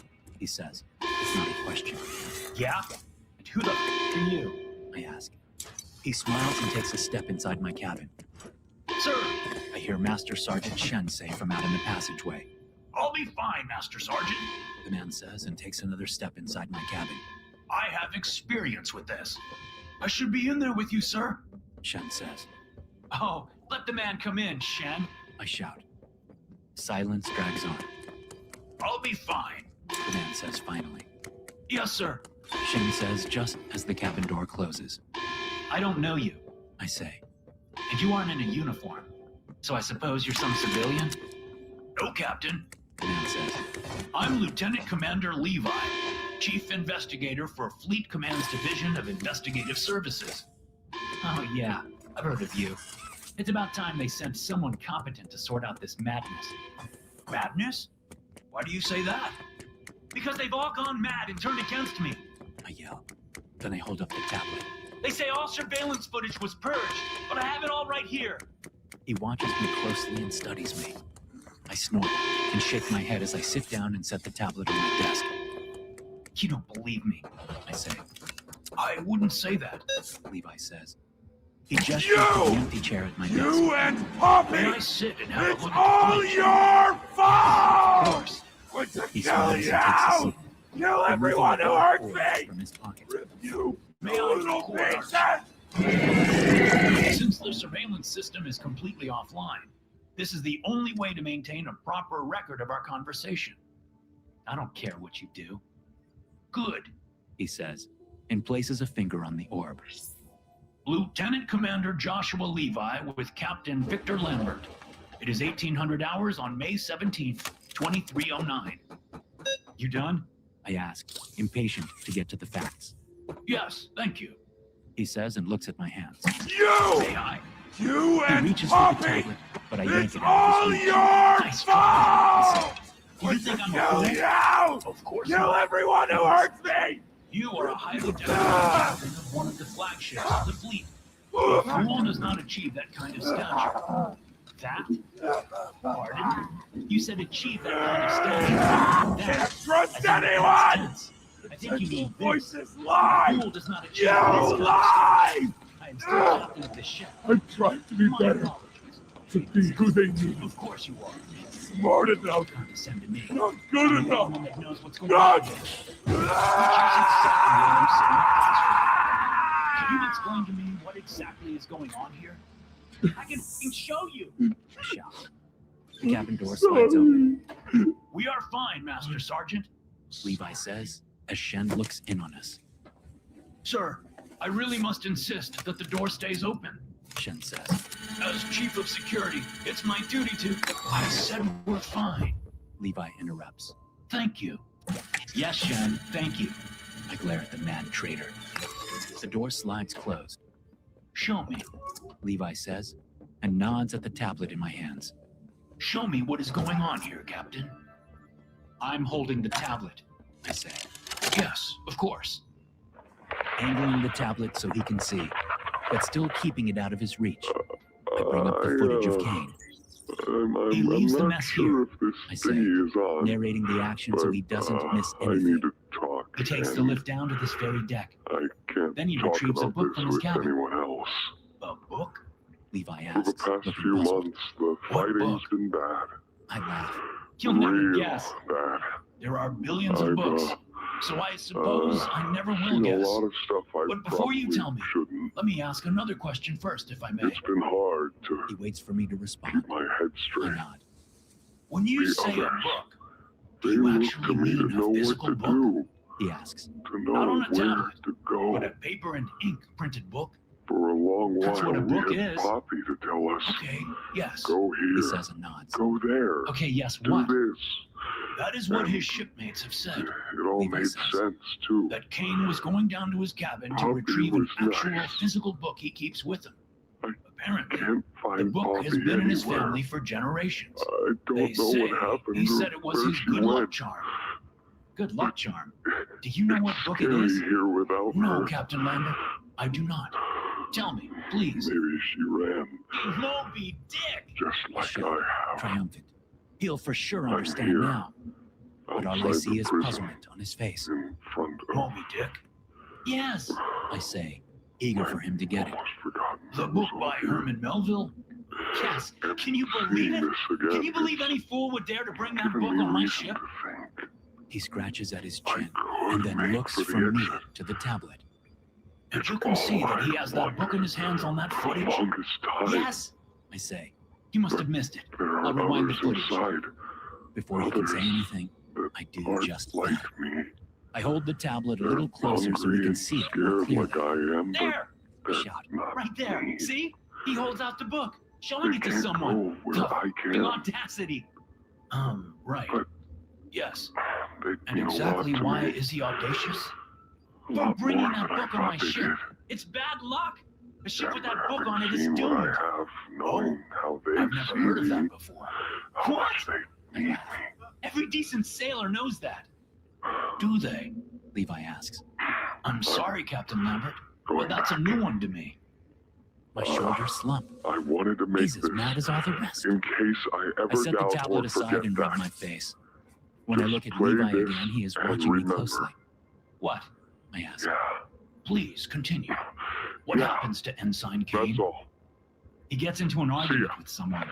I say, no longer interested in telling this imposter the truth. His madness has closed him off, just like it has with my crew. Who does he get into an argument with? Levi asks. I shrug. Please, Captain Lambert, I want to hear your theory. My theory? Why? I'm sorry? Why what?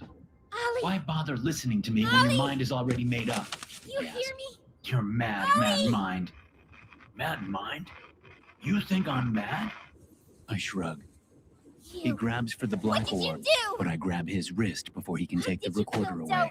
Don't Captain, you even understand He what says happened? quietly. I look down How and did snatch I my do- hand away. that was Did you rude even of me. plant the explosives? It's all right. He says. You are under a Ollie! good amount of stress. Ollie, answer I me! am, yes. I say and sigh. I mean, look at the state of my cabin, will you? The captain's cabin shouldn't look like this. He Ollie, smiles and looks something's around. gone horribly wrong. I see him studying the Save mess. ventilation His eyes fixate on the half-eaten meals on the food trays. Then he looks back at me. Is your carbon reclamation chute out of order? What? It's clogged. I say. I've been so absorbed in studying the footage that I haven't called maintenance. Understandable. He says and starts to stand up. Here, let me help tidy up a bit. We can at least put the trash in the Where's chute for this? now. Get it off your bed and your floor and your nightstand. No, I cry and get to my feet. this is my cabin, and it is my responsibility to clean up my own mess. What did you do with Ollie? He hesitates and then lowers himself back into the chair. I move to one of the trays that's sitting on my bedside table. Then I spin around and hurry to the tablet. The doctor, No, you don't. I Catnip, say, and Mommy, tuck and the tablet Huggy. into my all waistband at the dead. small of my back. You, There's You have nothing to nothing worry now. about, sir. no He one. says, And I've seen all you I have need to less on that than tablet. that. I ignore his lies and return to the tray. With one eye on Levi, I go to the carbon reclamation chute and lift the small door. The cramps in my neck and back become a million times worse, and I wince. How much do you know? Captain, Levi asks. are you all right? Then he puts a hand to his nose. What's that smell? This isn't right. The chute is clogged. I say. All those I already years. told you that. Was Just there as I ever an close the Ollie? chute, Levi leans forward and points. There was. Hold on. What was that? He asks and stands up. Open that chute again, please. Why? My hand is still on the chute's handle. I saw something in there. He said. And I'm His eyes going to lock on find mine. Captain, I'd like you to step away from the chute. He says, then points at the opposite corner of my cabin. Stand over there, please. No. What Do are I you need to call going to Master do with me? Sergeant Shen? He asks. Got something Here, special. I say, and retreat to the far corner of my cabin. Once I'm in place, Levi moves to the chute. He tries to keep an eye on me too, but he fails the moment he opens the chute. Holy God. This He entire whispers. time. Then reaches in and pulls something out from the top of the refuse heap time. that clogs my carbon Lie to reclamation me. chute. I watch him inspect the item. Then he looks past what's in his hands and at the clog itself. Oh, He says, and whirls around. But it's too late for Levi. I'm already racing across the cabin by the time the words have passed his lips. I pick up the black orb, lift it over my head, and bring it down in a brutal arc, connecting with Levi's left temple. His knees buckle, and I shove him hard into the chute. As he falls back onto the clog, his grip loosens, and the item tumbles to the deck. With weak hands, Levi tries to ward me off, but he can't stop the blow as I rain down on him. The orb connects over and over with his head until his face is mush. My cabin door opens behind me, and in seconds, hands grab me by my shoulders and throw me across my cabin. My head hits the wall, and I'm slightly dazed Please. as hands grab me again and throw me face down onto my bunk. My arms are pulled up behind my back and secured. Broussard hurries past my bunk to the chute. It must be Shen's knee in the center of my back. oh God. Can't go back Broussard in the says as he case. carefully pulls Levi's body from the chute and lowers it to the sorry. floor. He checks for a pulse. Good luck with that. Realizing he can't save Levi, Broussard stands and looks in the chute. Dear God. He whispers. Oh, come on. Shen says, his knee still beating me down. Don't tell me they've been in there all this time. Broussard turns around, and I can see the sickly green color of his skin. He nods. Shen says, I'll call it in. while Shen calls his security team and the ship's doctor, I look down at the item lying at Broussard's feet. Can you put that back in there, Commander? I ask. Broussard glances down at his feet and picks up the item. He studies it and shakes his head. Kane's book. He states. You killed him over a book? Moby Dick. I respond. The worst luck a ship can have is to have that book on board. Jesus. He says, and lets the bloody book fall from his grip. Then why kill the others? Isn't it obvious? I ask. The bad luck was spreading and I had to stop it. Obviously, I am too late since all of you are mad. This is crazy, Broussard whispers. Crazy? I ask with a laugh. You can clearly see them conspiring in the footage on my tablet. Broussard snags my tablet from my desk and holds it up for me to see. There is Hi, no footage. my name is Leif Pierre, I had your and I'm the tablet head of innovation disconnected here from at the Playtime network. Co. If No. you're seeing this, No, you no. must be very, very And stare at the lost. tablet screen. Well, rest assured, friend, our He state-of-the-art puts the laboratory tablet is closer just to up my ahead. face. You Why don't purged you the just go surveillance on data from the inside and tap mainframe. one of our scientists says. on the shoulder? Levi's Tell him techs you're were able lost. to access our They'll be system, glad to help. and they found your authorization code hidden in there. You wiped it all clean. All right, I all repeat right. as I shake my head. I saw it all. Let's be I honest. believe you did see You're it not all. supposed to be here. Broussard says. This is the Because single you most did high it all. security, high clearance Images section flood of the my whole brain. factory. But not When images someone of finds you surveillance down here, footage. you will These be shot. images are... And before you get memories. any ideas, don't think I you see can just myself in the sneak footage away now. either. I argue No, the with second Dave. you put this tape I in, it set confront off an Parker. alarm. I So if bash anyone's Truzel's home, teeth in. they know exactly I where you glance at are. Levi's body on Pretty the deck, nifty, huh? and then up to Broussard's Security is face. very important You to should us be here. thanking me. If I I were say you, as the sound of heavy boots I'd start fills my running. ears, and I'm lifted off my bunk by several hands. Thanking you. I stopped the bad luck. I say, welcome. I laugh at the look on Broussard's face as I'm dragged out of my cabin. The ungrateful fools have no idea what I've done for them. The poor, mad, mad fools. Thanks for watching. Be sure to subscribe and smash that like button to get notified every time I upload a new video. You can also check out some more of my animated horror stories right here.